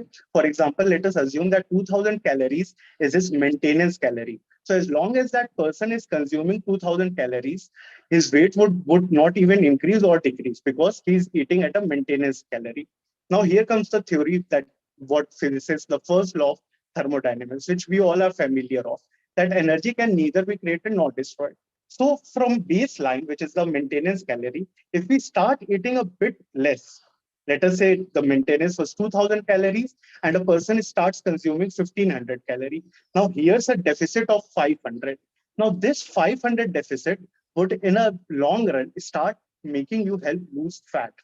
And at the same time, some muscle as well, because that's inevitable. But the ratio is pretty evident that the amount of fat being lost in a caloric deficit is much more and it is sustainable. For example, if you want to follow a 1500 calorie diet, a, a person A could include all the supposedly good food, the boiled food, and the one which basically doesn't have taste, and he, let us say, he consumes 1500.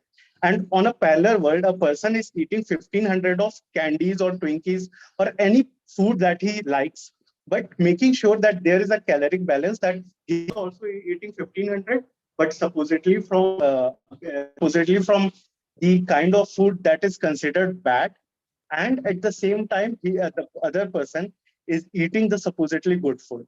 Now the end result would not have any significant difference. So my point of conveying is, as long as a person is eating in a caloric deficit, he or she will lose fat. Now, no matter it is good food or bad food, but as long as that person is being in a caloric balance, voila, he is going to reach to his main goal. So here's a very nice pictorial representation that calories in, calories out. Let us say a person is consuming some 2000 calories and is burning 2500. So there's a deficit of 500, and that 500 deficit would definitely help him in losing fat. So as I said, as long as you are in a caloric deficit, you will lose fat, and that's the eventual truth. And now, definitely, you do not take my word for it. We have some meta-analysis and studies which have concurred that there is no superior evidence, superior benefit of a ketogenic diet, which basically means eating no carbs, or intermittent fasting. So some people have claimed that keto diet is better when it comes to weight loss, or IF, which is intermittent fasting, is better for weight loss. But we have no such evidence which proves this fact. Now, however, there was a kind of like a little decrease in weight in a ketogenic diet, but that weight loss was supposedly coming from water weight. Now the thing is, 1 gram of carb will hold around 4 gram of water. So eventually, if you decrease some amount of carb, your body will remove the water weight. So the weight loss which was achieved in keto diet is not the actual weight loss, but a bit of water weight which would eventually come to be rebound, and thus there is no evidence to go for a much strict diet, let us say keto diet or IF diet, and there is no logical sense to follow such diet which doesn't incorporate sustainability. Because at the end of the day, whether it's carbs, fats, or protein, all the three entities are needed for your body for proper functioning. So you cannot expect to remove one of the thing and to assume that your body will function as nice as it could. So the thing is that as long as you are intuitive eating, as long as you are making sure that you are eating in a deficit, no matter what the food choices you prefer, but if you're tracking it well and make sure that you are in a deficit, then definitely, as I said, you will reach to your goal. Now, the other thing which is not actually a study, but because for a study we need significantly large number of sample size. But in this study, there was a Professor Mark, and he just wanted to demonstrate this fact which I am trying to say here. So what he did was, basically he started eating in a caloric deficit. If I recall correctly, it was around 1800 calories. And the 1800 calories came out of Twinkies, candies, and everything good that you can imagine of. Good in the sense of something which you like. But the thing is, he lost around 27 pounds in just 10 weeks. And he was following a supposedly bad diet, which something people won't believe that can help in weight loss. But again, it concurred that point that as long as a person is being in a deficit, then he is definitely going to reach to his goal. Now, one intuitive question could arise here: was this way of weight loss healthy? Well, he did not himself promoted this way of dieting, but he went to extremity just to make his point, and even his bad cholesterol dropped and good cholesterol rose. So that's one of a very interesting case that we could see. And this is something even I have incorporated. I have made sure that, okay, if I'm eating in a deficit, and no matter the food choices I'm having, if I'm tracking it well, then definitely in a week or two, I see my weight getting reduced. So that is something which is definitely someone should incorporate. And as I said, sustainability is the king. Now, the thing is that, okay, for a moment, we can think, okay, I have to follow keto diet or any strict diet just to get the feel of it. But the downside of that kind of dieting is that it is inconsistently perfect. Okay, for a day you are like, I have very strong mindset, I can pull it off, and you do it. But the likelihood, as I said, is decreasing as time passes. So it's better to be consistently average rather than being inconsistently perfect, because the latter won't actually lead you to a much stable place. Now, let us talk about some of the very popular fitness myths that we have circulated us around. Eating after 7 p.m. makes you fat. Again, it has no logical sense, because as I said, in a span of 24 hours, if you are making sure that the eventual calories that you are consuming is less than what you need, then it definitely doesn't matter that what is the time you are consuming what you are eating. And thus, it is the thing that for a long run, you want to make sure that you don't major in minor.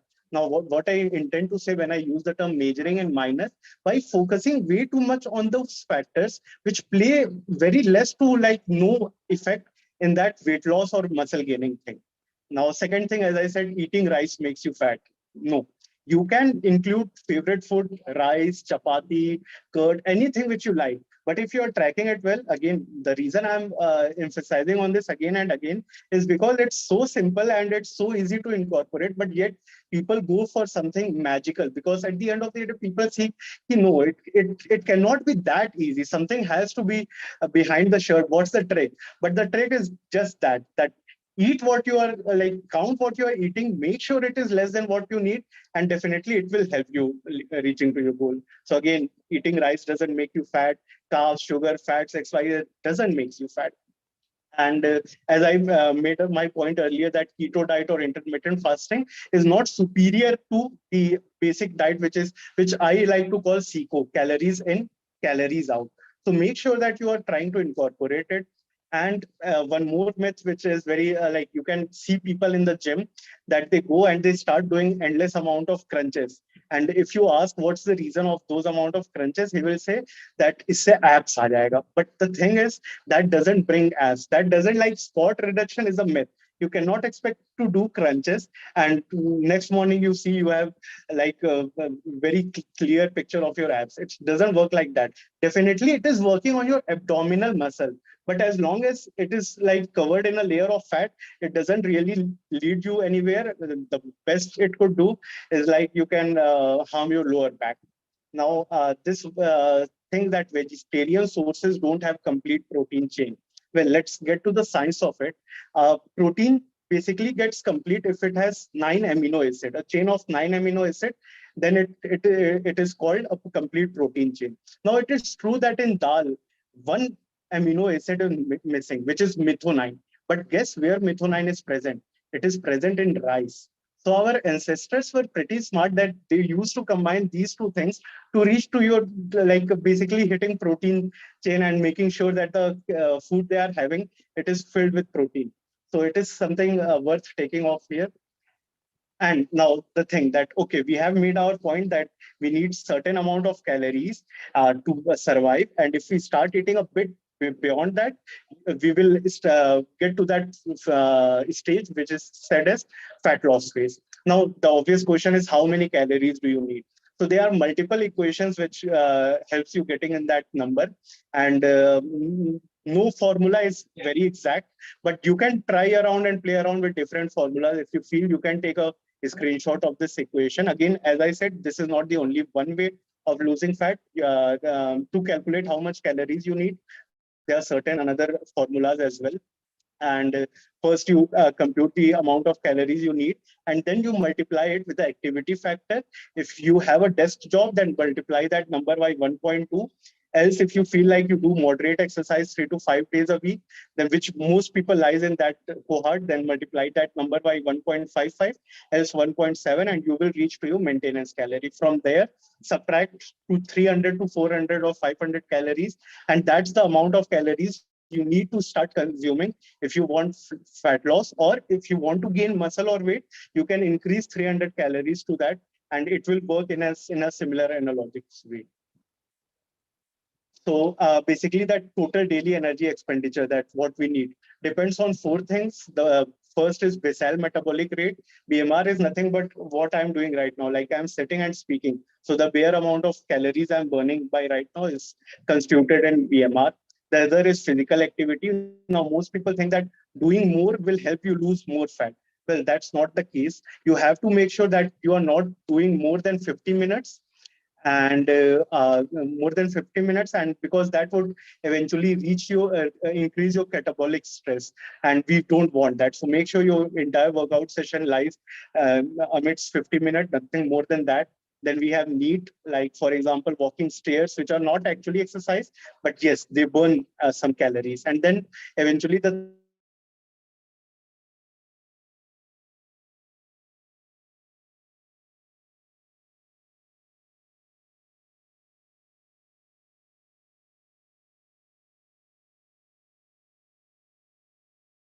only grapes. So one grape has that amount of calories as much as it is required to burn it. So in a very hypothetical scenario, if a person is just consuming grape, he would neither increase weight nor lose weight. So that's one of the food. And the most preferable source of food which has highest thermic effect is our protein. Now, the reason I focus on protein is because it has thermic effect. And the thermic effect helps you lose more fat, more calories, sorry. Now, there's many ways to track how much calories you are consuming. As I said, you need to track it well. So there are multiple mobile apps. Again, I'm not promoting any particular app. It's just some of the decent apps which helps in tracking the amount of calories you eventually need. Now, as I said, how you can further optimize, now definitely deficit is the king. Nothing beats that. But how you can use some additional parameters to smooth that journey is, again, as I said, increasing the amount of protein and fiber, because that gives a satiating feeling. You feel fuller for a long period of time when you consume protein or fiber. And also protein helps in muscle building, which is again, it helps in increasing our BMR. Now, summarizing all of this, we can say that, as I said, deficit is the king, and deficit comes out on the question that is that diet that you are following sustainable. So definitely sustainability definitely lies on the base of the pyramid that we are trying to achieve. Then deficit, the amount of calories you are consuming should be less than what you need, and then some exercise and self-monitoring, taking pictures, measuring your inches, and telling how it changes from week to week. Then protein, carbs, and at the end you can see its supplements. So when I said don't major in minor, this is something definitely what I meant, because most of the people are like detox drink, and then you might have heard that you should take shahad and nibu and would help you in losing fat. Again, it doesn't have any logical sense. It doesn't work like that. So the only detox drink you actually need is water, nothing else. No supplement will help you in fat loss. Caffeine has some slight evidence, but again, if you're not in deficit, then those supplements would be of no use. So that is a decent way of summarizing it up. And thanks, and I hope this session definitely helped you to get a new gist and look at it as your fat loss journey or weight loss journey in a more enjoyable and sustainable way. So thank you. And now we can take the Q&As and let me answer them. So, okay, I would deal the first question asked by Harsh sir. What is the biggest fitness mistake you find young people? Okay, so this is very common when youngsters step into the gym. The first thing they want is, bhaiya supplement kaun sa leं? Because we have like made this perspective that eventually it's about supplements and not the old school ways. If you focus on the old school ways, which is just coming to the gym, even bare minimum 4 days a week, and just making sure what you're eating, then it would definitely help you in getting to your goal and not getting influenced way too much, because we see youngsters coming into gym and seeing some another random dude who is lifting more weights, and they're like, okay, I'm also going to lift this amount of weight, and that leads to nowhere but injuries. So yes, that is one of the prominent mistakes which youngsters make. Thank you, Ojasvi. Thank you.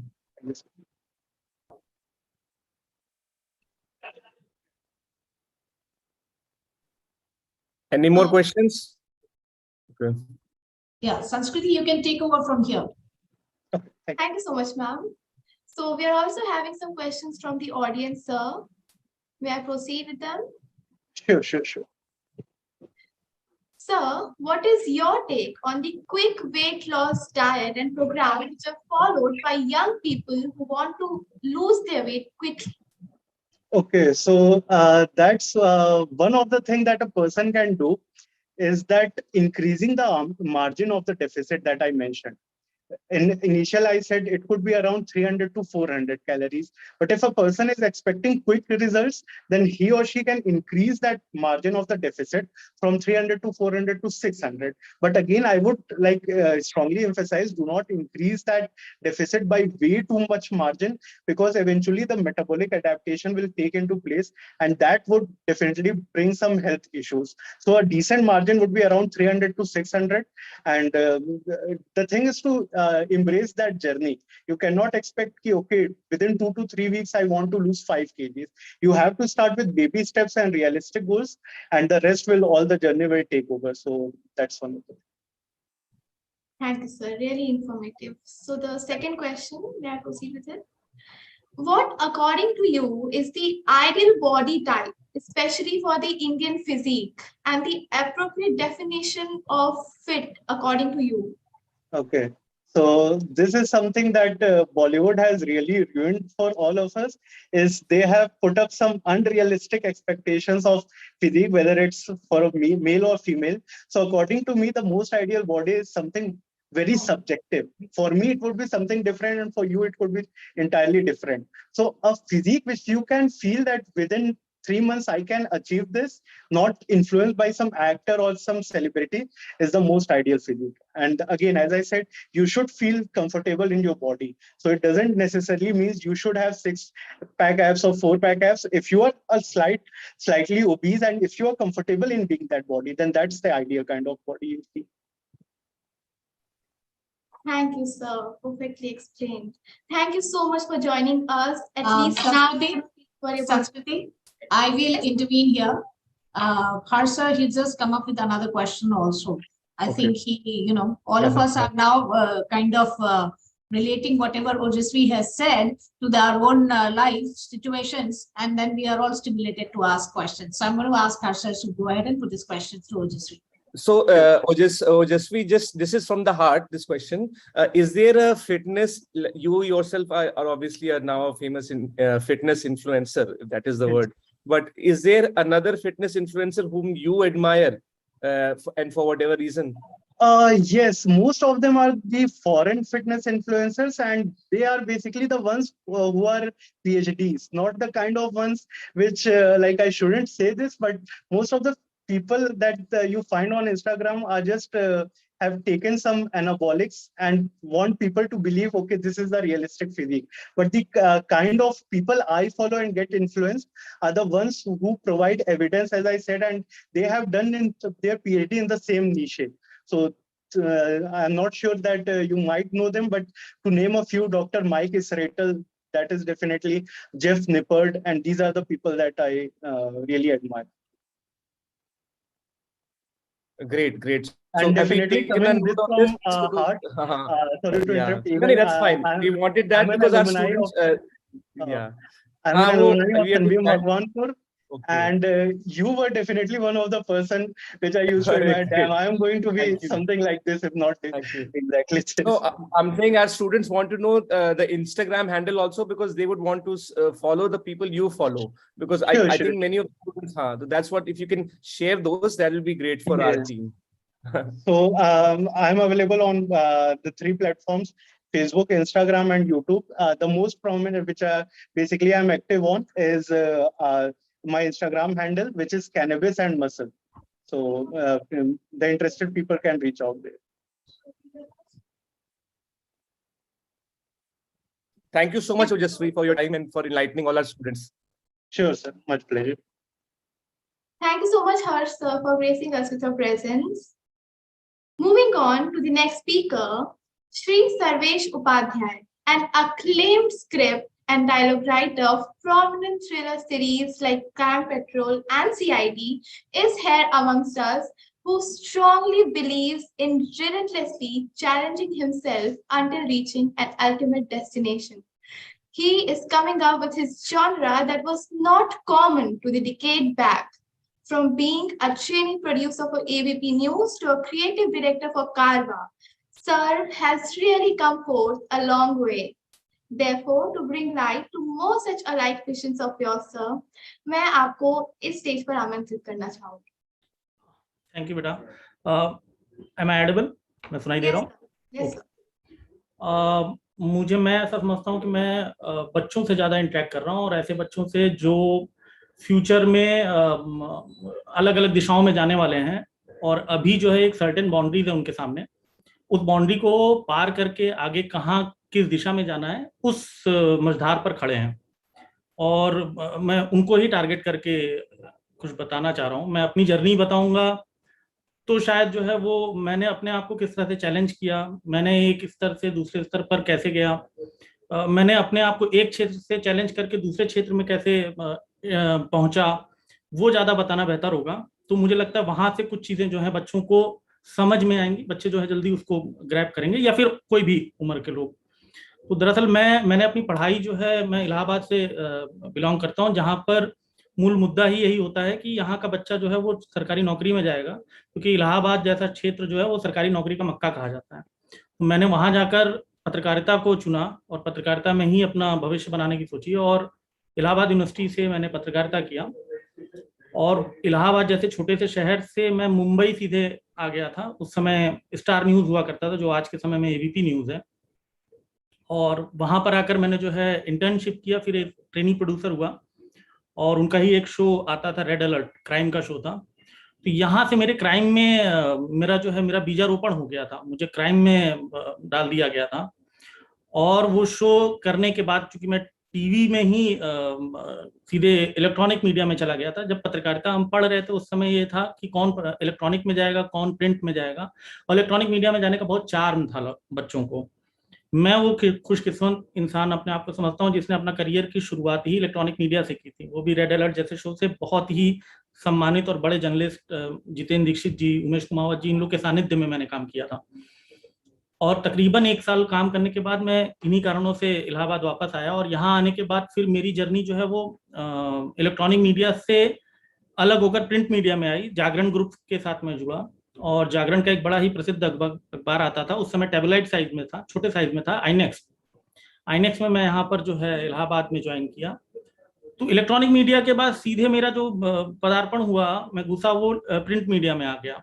और print media electronic media से उसका कार्यशैली बिल्कुल भिन्न होती है। उसमें समाचार खोजने की का तरीका डिफरेंट होता है, समाचार लिखने का तरीका डिफरेंट होता है, और समाचार देखने का भी तरीका डिफरेंट होता है। तो खैर अपने आप को यहाँ पर मैंने चैलेंज किया कि चलो एकोमोडेट करते हैं। घर की समस्याएं थी इसलिए इलाहाबाद वापस आना पड़ा। 3-3.5 साल तक मैंने जागरण के साथ काम किया, और उसके बाद मैं दिल्ली चला गया, क्योंकि मुझे ऐसा लगा कि प्रिंट मीडिया में मैं मेरी कैपेबिलिटीज मैं इससे भी ज़्यादा कुछ कर सकता हूँ, वो इलाहाबाद में रहकर नहीं हो सकता है। उस समय की मैं बात कर रहा हूँ, आज तो आप किसी भी शहर में रहकर कुछ भी कर सकते हैं, डिजिटल युग है। लेकिन मैं आपको बता रहा हूँ 2007-2008 की बात।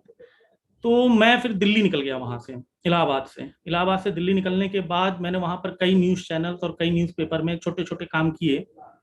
बट न्यूज़पेपर में ही काम करना था तो मेरे लिए इलाहाबाद क्या बुरा था। फिर दिल्ली क्यों आना हुआ? दिल्ली आना था कुछ और करने के लिए, वो कुछ और मिल नहीं रहा था, खोज रहा था। सडनली हमें पता लगा कि क्राइम पेट्रोल की शूटिंग जो है वो दिल्ली में हो रही है, और उस समय क्राइम पेट्रोल की शुरुआत हुई थी। अनूप सोनी और साक्षी तंवर, ये दोनों उसके एंकर हुआ करते थे। तो मैंने कहा यार, खबर क्राइम की स्टोरीज वो खोज रहे हैं, और मैं क्राइम का जर्नलिस्ट रह चुका हूँ, तो मैं उनसे मिलता और उनको ये बताता हूँ कि साहब मैं आपके लिए क्राइम का कहानी लाकर दूंगा। तो ऐसे रैंडमली मैं मिलने चला गया था, और उनको लगा कि हाँ यार, क्राइम की कहानी तो हमें चाहिए, तो ठीक है आइए सर्वेश जी आप हमसे एसोसिएट हो जाइए। तो मैं एज एसोसिएट क्रिएटिव के तौर पर क्राइम पेट्रोल की दिल्ली की टीम के साथ जुड़ गया था। अब मैंने अपने आप को खुशनसीब इस तरीके से समझा कि मैं इलेक्ट्रॉनिक से प्रिंट में आया, और प्रिंट से आने के बाद जब मैं दिल्ली गया तो मैं अपने आप को अब यहाँ से टीवी से जोड़ रहा था। दिल में ये था कि मैं टीवी के लायक हूं या नहीं, या टीवी की कार्यशैली भी मैं कर सकता हूं कि नहीं। बट मुझे यकीन था कि जो चीज चाहिए इनको, उसमें तो मैं पारंगत हूँ, उसमें मैं एक्सपर्ट हूँ। इनको चाहिए क्राइम की कहानियां, वो तो मैं लाके दे दूंगा, यही तो मेरा काम था। बट थोड़ा कार्य यहाँ पर उसका जो दायरा था वो बड़ा हो चुका था, और आपका काम जो है अब कुछ क्षेत्र या किसी एक पर्टिकुलर शहर में नहीं देखा जाएगा। आपका काम अब जो है ऑल ओवर इंडिया या ऑल ओवर वर्ल्ड देखा जाएगा टीवी के माध्यम से। खैर मैंने वहां पर ज्वाइन किया और छोटे छोटे काम करने लगा, उसके अंदर कहानियां देने लगा। लेकिन मैं अभी तक सीधे तौर पर स्क्रिप्ट, कहानी, इन सब से नहीं जुड़ा हुआ था। खैर दिल्ली में उनका 1 साल का शूट उट हुआ, उन्होंने किया, मैंने काम किया, और उसके बाद वो दिल्ली से उन्होंने अपना वो बंद कर दिया ऑफिस, और मुंबई से ही सारा काम करने लगे। तो मैं दिल्ली से मुंबई तो जाने में अक्षम था। यार मैं दिल्ली से मुंबई अब कैसे जाऊंगा, शो दिल्ली से आना बंद हो चुका था। तो मैंने फिर अप्रोच किया और मैं कहा कि मैं दिल्ली जाकर वापस से क्राइम पेट्रोल को ज्वाइन करूंगा। तो मैं मुंबई गया, बट वहां पर जो है क्राइम पेट्रोल में ये था कि मुंबई में उनके पास अपनी एक टीम थी, और मैं तो दिल्ली से हायर किया गया था, वो भी सिर्फ क्राइम की कहानियों के लिए। तो मैं मुंबई जाकर कैसे एकोमोडेट होऊंगा, उनकी तो अपनी एक सेट टीम रखी हुई है। तो मैंने वहां पर लिटरली, एक मेरे जान पहचान के थे, जब मैं दिल्ली में काम करता था उनसे पहचान हो गई थी, तो उनसे लिटरली हाथ जोड़कर कहा था सर मुझे किसी भी काम में रख लीजिए, बस मुझे इस टीम के साथ जोड़ दीजिए। उन्होंने कहा यार एक पोस्ट है बट तुम करोगे क्या? तो मैंने कहा अरे सर कोई भी पोस्ट होगी मैं कर लूंगा। वो पोस्ट जो है, एक ऑफिस होता है, उसमें एक पियोन होता है, और पियोन से भी नीचे मुंबई के अगर आप प्रोडक्शन हाउस की कार्यशैली की बात करेंगे तो उसमें एक रनर बॉय होता है। रनर का काम होता है कुछ भी सामान इधर से उधर लाना, बाहर कुछ छोड़ देना, कुछ भी, उसको दौड़ने का काम होता है, इसीलिए उसको रनर कहा जाता है। तो उन्होंने कहा यार रनर का काम करोगे क्या? मैंने वहां पर, मेरे दिमाग में आया कि सर्वेश उपाध्याय 5 साल तुमने पत्रकारिता की है, इसी क्राइम पेट्रोल शो के लिए तुमने जो है कहानियां दिल्ली में दी हैं, क्या इसके लिए तुम रनर का काम कर सकते हो? क्या उन्हीं लोगों के बीच में रहकर तुम रनर का काम करवाओगे? किसी को बिल लाना होगा, किसी को सब्जियां मंगवानी होगी, किसी को टेप पहुंचाना होगा, तमाम चीजें रहती हैं। बट ये वो मैंने डिसाइड किया कि हाँ मैं रनर के तौर पर जुड़ जाता हूं अभी, क्योंकि मुझे अपने ऊपर इतना भरोसा था कि जो चीज इनको चाहिए वो कैपेबिलिटी मेरे पास है, और अगर रनर रहते हुए मैं उस टारगेट को अचीव कर लूंगा तो मुझे मेरी सही जगह मिल जाएगी। तो मैं रनर के तौर पे ज्वाइन हो गया। 2500 रुपए सैलरी उस समय मुझे मिल रही थी, मैं बता रहा हूँ 2009 की बात। लेकिन टारगेट जो है रनर बनना नहीं था, टारगेट था रनर रहते हुए किस तरह से मुझे अपनी पोजीशन पानी हो। पोजीशन क्या था? पोजीशन ये था कि ये जो शो है इसको मैं क्यों नहीं लिख रहा हूँ, ये मैं लिखूंगा। खैर 3 महीने हुए थे, हमारे शो के जो प्रोड्यूसर साहब थे, सुबू सर, ऐसे एक दिन रैंडमली, वैसे तो मुलाकात रनर जैसी छोटी सी जॉब या छोटा सा कोई कर्मचारी वो प्रोड्यूसर से क्यों बात करेगा, प्रोड्यूसर उससे किस लिए बात करेगा, लेकिन एक दिन ऐसी सडनली बात हो गई और उन्होंने पूछा कि तुम क्या करते हो। तो मैंने कहा सर मैं यहाँ रनर हूँ। उन्होंने कहा कि क्या है तुम्हारी क्वालिफिकेशन? मैंने कहा सर मैं 5 साल पत्रकारिता की हूँ। तो वो अपना सर पकड़ लिए कि तुम 5 साल पत्रकारिता की हो और तुम यहाँ रनर की तरह हो, किसने तुमको अपॉइंट किया है? तो मैंने उन आदमी का नाम नहीं बताया, मैंने कहा नहीं सर मैं खुद से ज्वाइन हुआ। उन्होंने कहा कि ठीक है, तुम जो है अभी के अभी ये जॉब छोड़ो और तुम जरा मेरे केबिन में आओ। मैं उनके केबिन में गया और 3 महीने बाद मुझे वो मिल रहा था जो मैंने डे 1 से टारगेट करके वहां पर रनर की तरह लगा था, और वो था कि उन्होंने कहा था कि तुम यहाँ आज से क्राइम पेट्रोल का रिसर्च करोगे। I was the first person in television history जिसको स्टोरी रिसर्चर का क्रेडिट मिला था। उससे पहले स्टोरी रिसर्च की जाती थी, बहुत सारी चीजें होती थी रिसर्च से संबंधित, लेकिन किसी को स्टोरी रिसर्चर का क्रेडिट नहीं मिलता था। तो मुझे स्टोरी रिसर्चर का क्रेडिट मिला और मैं उन चीजों को अब पूरी मन से पूरे उससे करने लगा था जो मैं चाह रहा था। बहुत रिस्पेक्टेड शो था, मेरे लिए बड़ी चीज थी, बड़ी अचीवमेंट थी और मैं उसको करता गया। लेकिन ये स्टोरी रिसर्चर बनने के बाद मेरे जहन में एक चीज बार बार कुरेद रही थी कि मैं क्या यहाँ से सेटिस्फाई हूँ स्टोरी रिसर्चर बन जाना, जबकि इसमें संभावना और असीम है। असीम संभावना क्या थी कि मुझे इसकी कहानी लिखनी थी, स्क्रीन प्ले लिखना था। तो फिर मैंने अपने आप को चैलेंज किया कि यार अब स्क्रीन प्ले कैसे लिखा जाए। तो तकरीबन 3-3.5 साल तक स्टोरी रिसर्चर के तौर पर काम करने के बाद एक दिन मौका मिला, मैंने सामने से स्क्रिप्ट लिखी और सर को दी। मैंने कहा सर ये मैंने लिखी है। उन्होंने उसको देखा और कहा कि हाँ ये बेहतरीन स्क्रिप्ट है, वो बड़ी प्यारी कहानी भी दिख रहा है इनकी। और उन्होंने वहां से मुझे स्क्रीन प्ले राइटर का मौका दिया इसी क्राइम पेट्रोल शो के लिए। और तकरीबन मैं 4.5-5 साल तक क्राइम पेट्रोल की तकरीबन 500 से अधिक कहानियों को लिखा और रिसर्च किया। फिर ये मन में आया कि क्या मैं इसी प्रोडक्शन हाउस के लिए ही क्राइम की कहानी लिख सकता हूँ? क्या मैं दूसरे प्रोडक्शन हाउस के लिए कुछ दूसरा कर सकता हूँ क्या? कि मैं इसी दायरे में ही बंधा हुआ हूँ या मुझे यहाँ पर कंफर्ट जोन मिल गया है? फिर मैंने वहां से बाहर निकलने का सडनली फैसला किया कि नहीं, मैं इस प्रोडक्शन हाउस में यहाँ पर अपने आप को स्टेबल नहीं कर सकता, मैं रोक नहीं सकता। मैं बाहर निकलता हूँ, देखता हूँ मुझ में अगर कैपेबिलिटी होगी तो मैं बाहर के चैलेंजेस एक्सेप्ट करता हूँ। और मैं बाहर निकला और CID शो है क्राइम का, वो भी शो था उस समय, बहुत हिट था, सोनी पर नंबर 1 शो था। मैंने उसके लिए ट्राई किया। सौभाग्य से मुझे डायलॉग लिखने का मौका मिला उसका पहले, और मैंने उसके डायलॉग लिखे, वही दया दरवाजा तोड़ दो और ETC। तो उसमें कई राइटर्स थे, 20 साल शो था, तो उसमें एक दौर जो है वो मैंने भी कंप्लीट किया। और तकरीबन 2-2.5 साल तक मैंने उसके स्क्रीन प्ले और उसका जो है डायलॉग्स लिखे। और उसके बाद उन्हीं का एक दूसरा शो आता था शपथ करके, super cop versus super villain, उन्होंने वो भी लिखवाना शुरू कर दिया, वो भी लिखा मैंने। उसके बाद मैंने तकरीबन 9 शो क्राइम के डिफरेंट प्रोडक्शन हाउस के डिफरेंट चैनल्स के लिए लिखे। इसमें गुमराह, प्रेमा तुझा रंग कसा एक मराठी शो क्राइम था, वो भी लिखा मैंने। मुझे ये लगता था कि मैं क्राइम का शो सिर्फ एक ही भाषा के लिए लिख सकता हूँ, हिंदी, तो मैंने मराठी भी ट्राई किया, तो मैं मराठी के लिए भी क्राइम शो लिख दिया। फिर होशियार आया, गुमराह आया, क्राइम अलर्ट आया, बहुत सारे क्राइम के शोज आए जो मैंने लिखे। देव था, देव कलर्स पर आया था, उसके लिए मैंने रिसर्च किया था, स्टोरीज निकाली थी। ये सब करने के बाद एक सर्टेन पॉइंट पर फिर ये आभास हुआ मुझे कि मैंने कहीं अपनी बाउंड्रीज टीवी के लिए सेट तो नहीं कर ली कि नहीं, मैं टीवी में बड़ा कंफर्ट हो चुका हूं तो मैं इसी पे ही जो है टिका रहता हूँ, दाल रोटी चल रही है, अच्छा खासा जो है नाम हो रहा है। तो मैंने यहाँ पर ही अपने आप को एक चैलेंज दिया कि नहीं यार, टीवी से बाहर निकलते हैं, OTT का समय आ चुका है, वेब का जोन आ चुका है, और अगर मैं लिखना जानता हूं तो मैं इस विधा को यानी OTT की विधा में भी लिख सकता होऊंगा, देखते हैं। और फिर मैं जो है, मेरे मित्र हैं, प्रोड्यूसर ही थे, प्रोड्यूसर हैं अभी भी, रक्तांचल के, उनसे अप्रोच किया कि भाई एक वेब सीरीज बनाई जाए। तो उन्होंने कहा बिल्कुल, और उनके दिमाग में एक आइडिया था और उन्होंने मुझसे बताया कि ऐसा ऐसा कुछ बनाते हैं। मैं इलाहाबाद का रहने वाला था, बनारस मेरा ननिहाल है, तो पूर्वांचल का एक पूरा मुझे एक ज्योग्राफी और हिस्ट्री पता थी, उसका फायदा उठाया।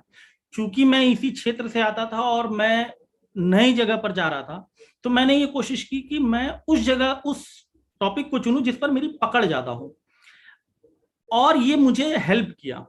और मैंने जो है MX प्लेयर के साथ रक्तांचल लिखा, सीजन 1 लिखा, बहुत हिट हुआ उनका शो। सीजन 2 लिखा, वो भी बहुत हिट हुआ। अभी सीजन 3 की तैयारी चल रही है। अब वेब सीरीज में एक ही वेब के 3 सीजन लिख लेने के बाद यहां पर भी मैं अपने आप को आज के डेट में चैलेंज कर रहा हूं कि क्या मैं वेब के एक ही शो के 3 सीजन लिखने के बाद सेटिस्फैक्शन जोन में आ गया हूं कि यार इसका 4था सीजन आएगा, 5वां सीजन आएगा, तो मैं तो कंफर्ट हूं, बहुत अच्छा चल रहा है दाल रोटी।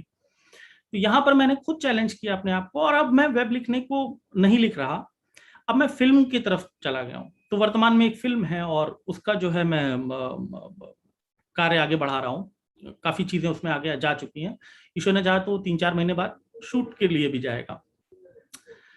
तो ये तो मेरी छोटी सी एक जर्नी थी, जो एक मीडियम से दूसरे मीडियम, दूसरे से तीसरे मीडियम में मैंने अपने आप को भेजा जानबूझकर खुद से। इसके पीछे जो फोर्स था जिसने मुझे ये उत्साह दिया, जो ये मुझे बार बार हिट करता था कि आप ऐसा करिए, उसके पीछे का जो सबसे बड़ा एनकरेजमेंट पॉइंट वो ये था कि मुझे मेरी कैपेबिलिटीज पर भरोसा होना चाहिए। अगर मुझे मेरी कैपेबिलिटीज पर भरोसा नहीं होगा तो मैं अपने आप को चैलेंज देना बंद कर दूंगा और मैं एक सेट पैटर्न पर बैठकर सेटिस्फैक्ट्री जोन में चला जाऊंगा। अगर मेरे अंदर कैपेबिलिटीज होंगी तो मैं किसी भी फील्ड में जाने के लिए अपने आप को चैलेंज दे सकता हूं। तो हमारे सामने जो बाउंड्रीज बनी होती हैं वो दरअसल हमारे ही दिमाग ने क्रिएट कर रखी होती हैं, और हमको अपने आप से बोलना होता है, बजाय कि बाहर किसी से बोलने से हमें अपने आप को बोलना होता है कि साहब ये बाउंड्री है, इसको हमें ही तोड़ना है और हमें ही आगे बढ़ना है। और उसके लिए बहुत जरूरी है कि आप मार्केट के लिए तैयार रहो।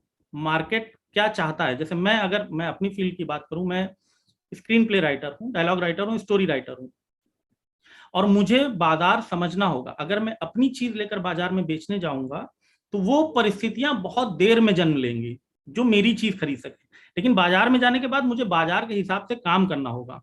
आज सब कुछ मार्केट के हिसाब से डिपेंड कर रहा है, तो मुझे ऐसा स्क्रीन प्ले राइटर बनना है, ऐसा राइटर बनना है कि सामने वाला डिमांड करे, सामने वाला बोले कि साहब आप ये लिख सकते हैं क्या, और मैं बोलूं कि हाँ मैं लिख सकता हूं, लेकिन उस चीज की कैपेबिलिटी, उस चीज का कॉन्फिडेंस मेरे पास आना चाहिए। और वो आता कैसे है ये कॉन्फिडेंस, कि आप अपने आप को नए क्षेत्र के लिए पहले से ही प्रिपेयर करते रहें। कैसे प्रिपेयर करेंगे अपने आप को, नई चीजों की तरफ देखिए, उसको एक्सप्लोर करिए। जैसे मैंने वेब ऐसे ही जाकर सीधे लिखना नहीं शुरू कर दिया था, मैंने अपने आप को प्रिपेयर किया था, कई सारे वेब शोज देखे थे और उनके स्क्रीन प्ले को याद करके फ्रेश पन्ने पर लिखता था कि देखिए मुझे स्क्रीन प्ले याद हो रहा है कि नहीं हो रहा है। ये प्रैक्टिस ही थी, ताकि जिसके कारण मैंने जो है नई फील्ड में जाने की चुनौती को स्वीकार किया कि मैं इस फील्ड में जा सकता हूँ। अगर आज मैं फिल्म लिखने का या फिल्म बनाने का सोच रहा हूँ तो निश्चित तौर पर मैंने ऐसी कई फिल्में देखी हैं और उनको अपने दिमाग से याद कर करके फ्रेश उसका स्क्रीन प्ले लिखा है, और मैं तैयार कर रहा हूँ उसके लिए ताकि मैं उस फील्ड पर जाऊं। तो चुनौती देकर अपने आप को किसी नए फील्ड में पहुंचा देना ये सफिशिएंट नहीं है। आप चुनौती अपनी प्रतिभाओं को देखकर एनालिसिस करके और फिर जो है सामने की तरफ आगे बढ़ते हैं। तो अपने आप को अपडेट करना बड़ा जरूरी है हमें, और वही आपको कॉन्फिडेंस भी देता है कि कैसे आप जो है आगे बढ़ें। मेरी पर्सनल मैं क्षमता मानता हूं, जैसे मेरी शुरुआती पढ़ाई लिखाई कॉन्वेंट स्कूल में हुई थी, लेकिन मैं चूंकि पढ़ने में बहुत ज्यादा तेज था तो मुझे जो है उठाकर मेरे पिताजी ने हिंदी मीडियम में डाल दिया था। तो उसके बाद जो है फिर मेरी भाषाई पकड़, जो भाषा की पकड़ थी वो अंग्रेजी के बजाय हिंदी में बहुत ज्यादा थी। तो जब मैं इस मीडिया में आया तो यहाँ पर अंग्रेजी एक बातचीत करने का कल्चर रहा है, वो मेरे सामने बहुत बड़ा चैलेंज था। लेकिन ये चैलेंज बाद में काम करते करते मुझे पता लगा कि ये चैलेंज मेरे दिमाग ने बनाया है, ये चैलेंज इंडस्ट्री में नहीं है। आप जब तक ये मान लेते हैं कि भाषा एक बाउंड्री बन रही है, ये आपका मानना है, जबकि ये एंटरटेनमेंट इंडस्ट्री में, सिर्फ एंटरटेनमेंट इंडस्ट्री की बात कर रहा हूँ, हो सकता है शायद सभी इंडस्ट्री में हो, भाषा आपके प्रतिभा की कभी रोड़ा नहीं बन सकती है, कभी नहीं। ये मैं बहुत ही प्रैक्टिकल उसमें बता रहा हूँ। आपकी क्षमता होनी चाहिए, आपके अंदर काम करने का वो जज्बा होना चाहिए और आपको काम आना चाहिए, तभी आपके सामने कोई भी ये भाषाई चैलेंज नहीं हो सकता है। जैसे मैं खुद मैं स्क्रीन प्ले जो है, मैं उन बच्चों के लिए बोल रहा हूँ या उन लोगों के लिए बोल रहा हूँ जो भाषा को कभी कभी एक सीढ़ी, एक बाउंड्री मान लेते हैं कि नहीं यार हमें अंग्रेजी नहीं आती या हम बहुत वो होते हैं। बिल्कुल ऐसा नहीं है। बहुत सारे आर्टिस्ट हैं, बहुत सारे डायरेक्टर हैं, बहुत सारे चैनल हैं जो हिंदी में स्क्रीन प्ले लेते हैं, हिंदी में स्क्रिप्ट लेते हैं। तो वहां से मुझे लगा यार भाषा तो कभी चैलेंज थी ही नहीं। जबकि मैं इलाहाबाद से जब बाहर निकला तो मुझे ऐसा लगता था कि यार भाषा शायद चुनौती बन सकता है। नहीं, कभी नहीं चुनौती बनता है। शर्त यह है कि आपके पास प्रतिभा होनी चाहिए, आपको पता होना चाहिए कि आपको क्या काम देना है, आपके अंदर कैपेबिलिटीज होंगी, आपके अंदर प्रतिभा होगी, तो सामने वाला कभी भी भाषाई चैलेंज को नहीं कर सकता है, आपके लिए रोड़ा नहीं बना सकता है, या आप नहीं बन सकते हैं। दूसरी चीज, आप अपने आप को अपडेट करते रहिए। जैसे मैं अपने आप को अपडेट करता हूं, और वर्ल्ड क्या कर रहा है, दूसरा सिनेमा क्या कर रहा है, पैरेलल सिनेमा किस हद तक आगे जा रहा है, पैरेलल टीवी किस हद तक आगे जा रही है, नया मोड क्या आने वाला है, उस चीज को आप देखते रहिए, उस चीज से आप अपडेट होते रहिए। भले आपको वो कार्य करने का मौका मिल रहा हो या ना मिल रहा हो। मुझे BMW चलाने नहीं आती है या मैं BMW खरीद नहीं सकता, इट डजंट मीन कि मुझे BMW के बारे में कुछ पता नहीं होना। मुझे पता होना चाहिए कि उसमें क्या लेटेस्ट फीचर आ चुके हैं। टेक्नोलॉजी के कारण वह BMW या फला कोई भी कार वो कितनी आगे जा चुकी है। तो ये चीज जो है वो मैंने हमेशा अपने साथ आजमाई, अपने साथ की है कि मैं अगर किसी भी नए मीडिया को देख रहा हूं तो मैं उन चीजों को जानूं, ताकि कल को जब मैं उस मीडिया में प्रवेश करूं तो मैं उन चीजों को एक्सेप्ट कर सकूं और उसमें बेहतर कर सकूं। तो मुझे लगता है कि शायद ये कुछ चीजें हैं जो अगर कोई भी व्यक्ति ध्यान देगा या कोई भी बच्चा इस इंडस्ट्री में आने के लिए, तो वो उसके लिए हेल्पफुल रहेगा। बाकी मैं मेरे ख्याल से मैं इतना ही बता सकता हूँ, बोल सकता हूँ मैं।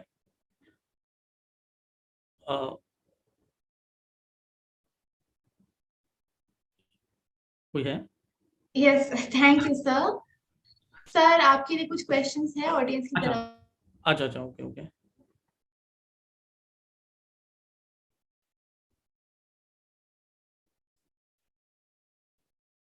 से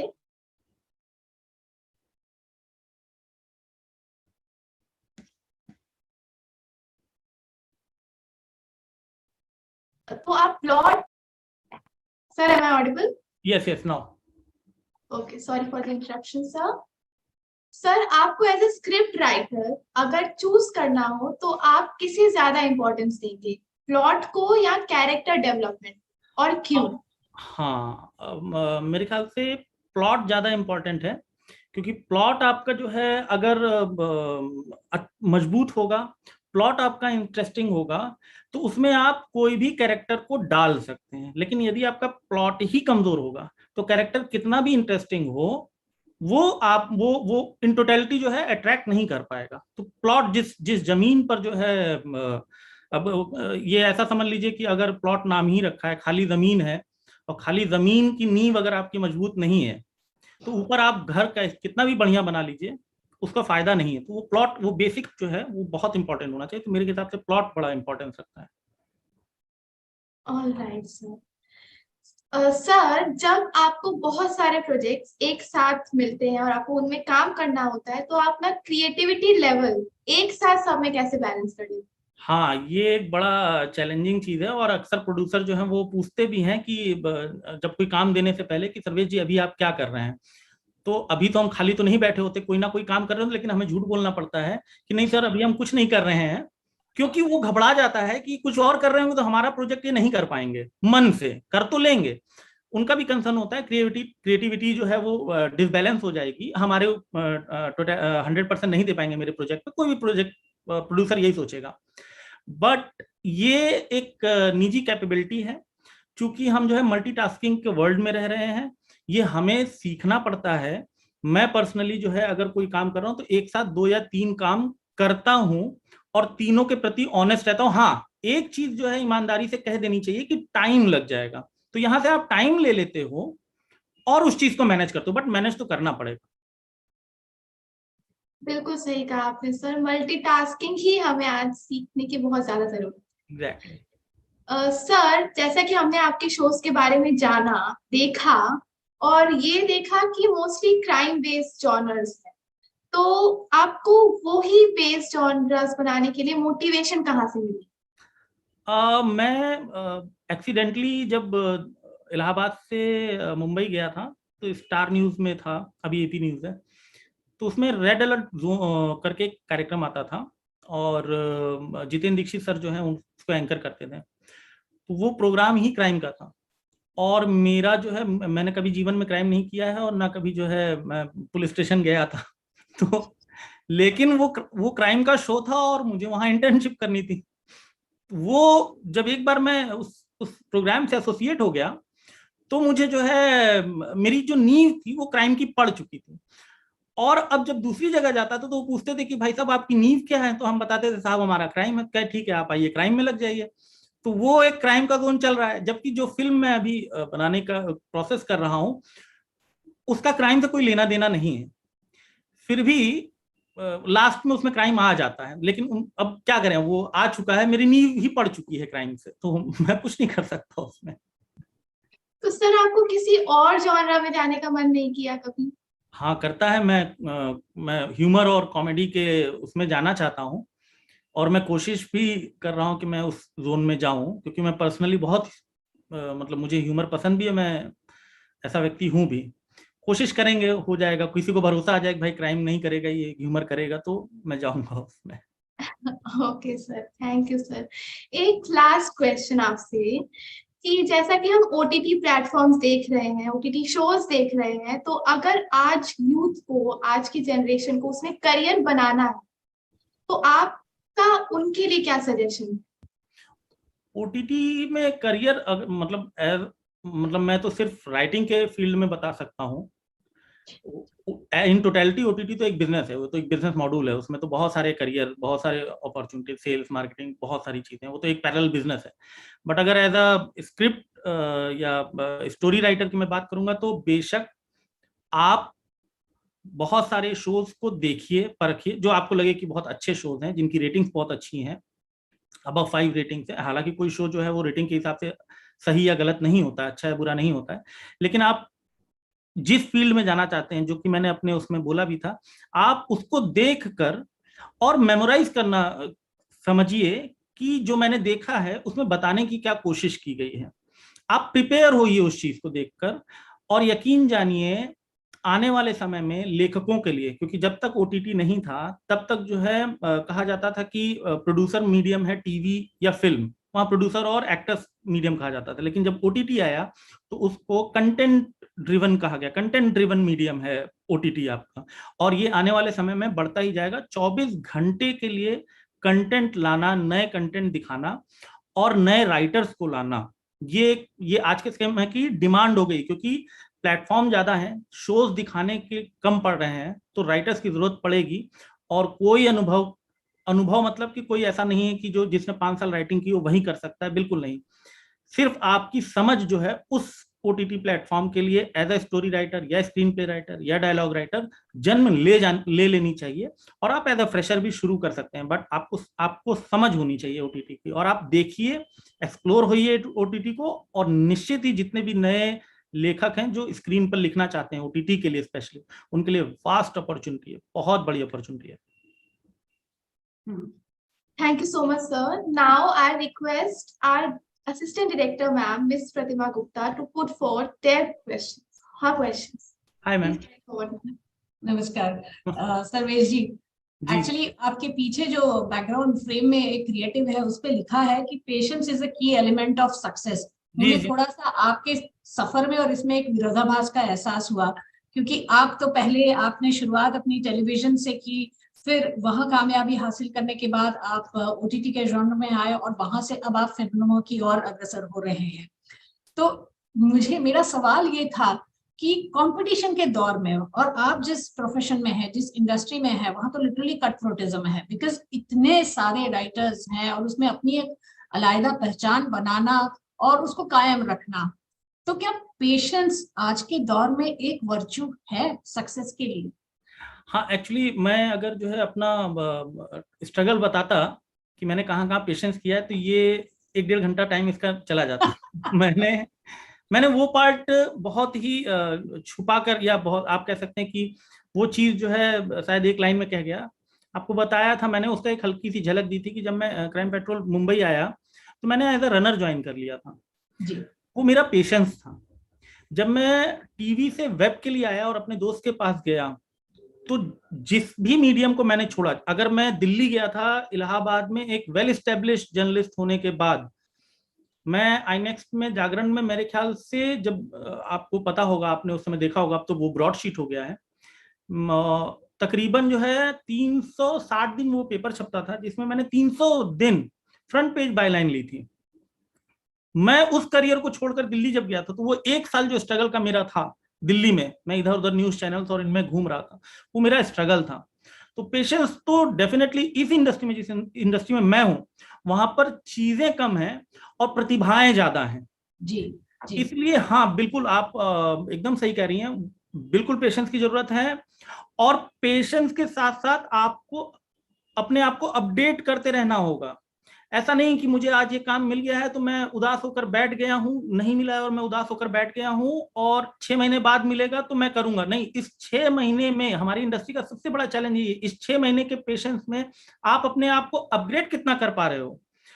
नए शोज के लिए, नई स्क्रिप्ट राइटिंग के लिए वो अपग्रेडेशन जो है, या नए जो नई चीजें आ रही हैं, उनको आपने देखा है कि नहीं देखा है, इसके लिए आप उस पेशेंट टाइम को यूज करिए।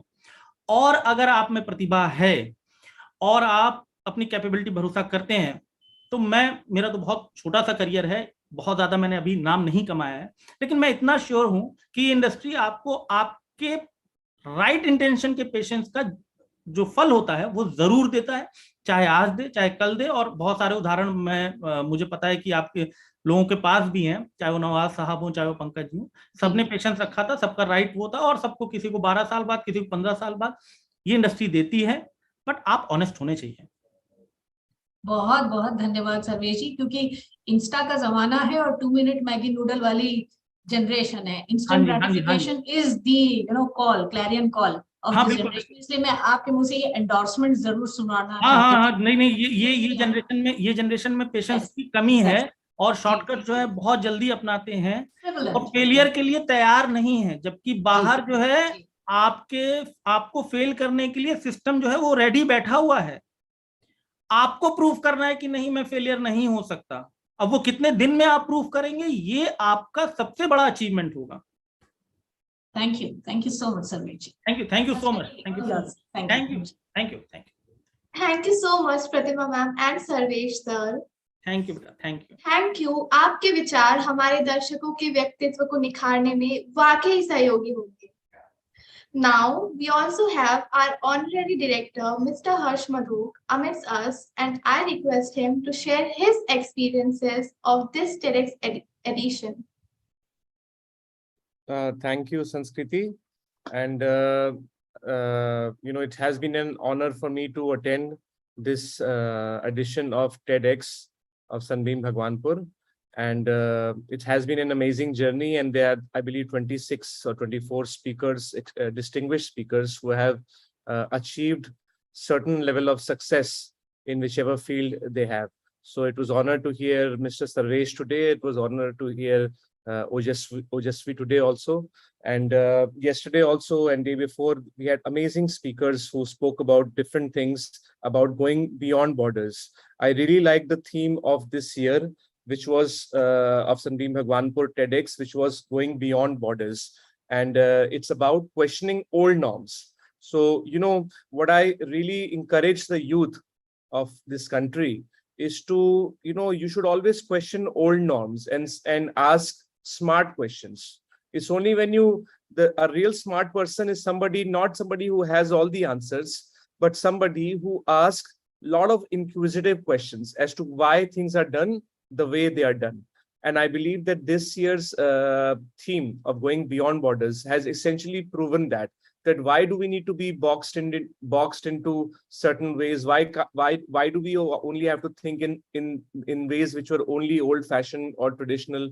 Why can't we question some of those norms which are already happening? So I like this year's theme, and I wish the team the very best for next year. We are hoping to see what all is in focus for next year. So I wish all of you the very best. I wish the team of SunbeamBhagwanpur, Pratima ma'am, Ankita, Sandeep sir, and all of you, Sanskriti as well. So all of you the very best. A lot of hard work has gone into it, and I'm sure that a lot of good reviews will come out of this version of TEDx Bhagwanpur. Back to you, Sanskriti.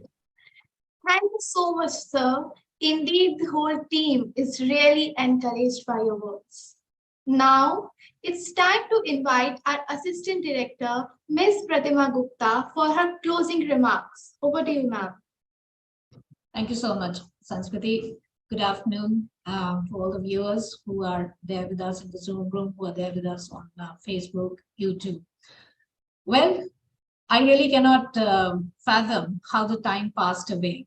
For me, it is still the time of talking and brainstorming with the TEDx team, right from the beginning of a couple of excited children rushing into the office and saying that we wish to host this year, to curating the theme. What are we talking about? What should be the theme? What should be the speaker panel like? Who all should be called? The fervent research and the communication with each speaker. And then after they had given their consent, then to sit down and make the timelines, curate the entire speaking patterns. It has been a massive body of work. And when I see beyond boundaries on the screen before me, I can only say one thing. My students have gone beyond boundaries, because at 15 and 14 and 16 years of age, for a grade 11, 12 student, what do you expect them to do? You certainly don't expect them to launch such a mega event virtually on their own. You, of course, expect them to go beyond the curriculum, to think big, to dream big, but to seriously realize a big dream and achieve it so absolutely effortlessly in the transaction of the entire event. And to keep your confidence throughout. You're talking to eminent personalities, you're talking to people who are absolute owners of the domain and the genre that they work in. And then to question them, to talk to them, to liaise with them. It's been a phenomenal effort of these youngsters. And I cannot be more proud of them. Well, as a school endeavor, as a school initiative of kids who are studying in grade 11 and 12, I think it's phenomenal. And I'm sure all our viewers will agree to that. For me personally, the journey has been extremely stimulating, because each speaker has brought so much uniquely different to the table. And what we wish to endorse, what we wish to really spread to the world from this forum is that it's all there within you. Don't get bogged down. Don't let someone else dictate the flight that you have decided to take for yourself. Don't let someone else be the navigator. Don't let someone else charter the course. If you want it, just go ahead and do it. If there is a limitation, believe me, it is only in your mind, because these 24 speakers across the span of 2 days have proved that in their individual journeys, they have not let anything become a hurdle to them. On the contrary, the hurdles have been turned into challenges, and the challenges have been turned into beautiful opportunities for the fulfillment of their own dream, of their own growth. I wish to place on record my extreme pride to all my children, to the wonderful viewers who have joined us for the past 2 days, to all the people who have supported relentlessly, the chairman, the director, the team of faculty members of SunbeamBhagwanpur, the tech team, everyone who has supported so much, so well to make this entire event possible, and to the world at large. When children do something, come up in great numbers and applaud it. And when people share their stories, listen with the heart, not just with the ears. And to end with, I would just like to quote a favorite line in recent times. For there is always light if you are brave enough to see it, if you are brave enough to be it. Take care, everyone. Stay safe, world. Until we meet you again in the next edition of TEDx at Bhagwanpur. Thank you, ma'am, for your enlivening words and being there with us throughout. Over the period of 12 hours, 25 minutes and 32 seconds, we have listened to a phenomenal vignette of 23 incredible ideas and life experiences. I have my takeaways, and I'm sure that you have yours as well. What remains etched in our memory is that going beyond boundaries is not an extraordinary theme, and it's done by extraordinary people. It is an ordinary who takes an extra step out of the conventional that the ambit, the boundaries or the barriers are broken. And you and I have witnessed that for the past 2 days. I wish to put on record my thanks to everyone who has made TEDx Youth at SunbeamBhagwanpur possible this time as well with another success. So the next year, it may come to be more alluring. We have lived up to our legacy. Let's ask the world to live up to theirs. See you at TEDx Youth 2023. Till then, stay safe, world. Thank you.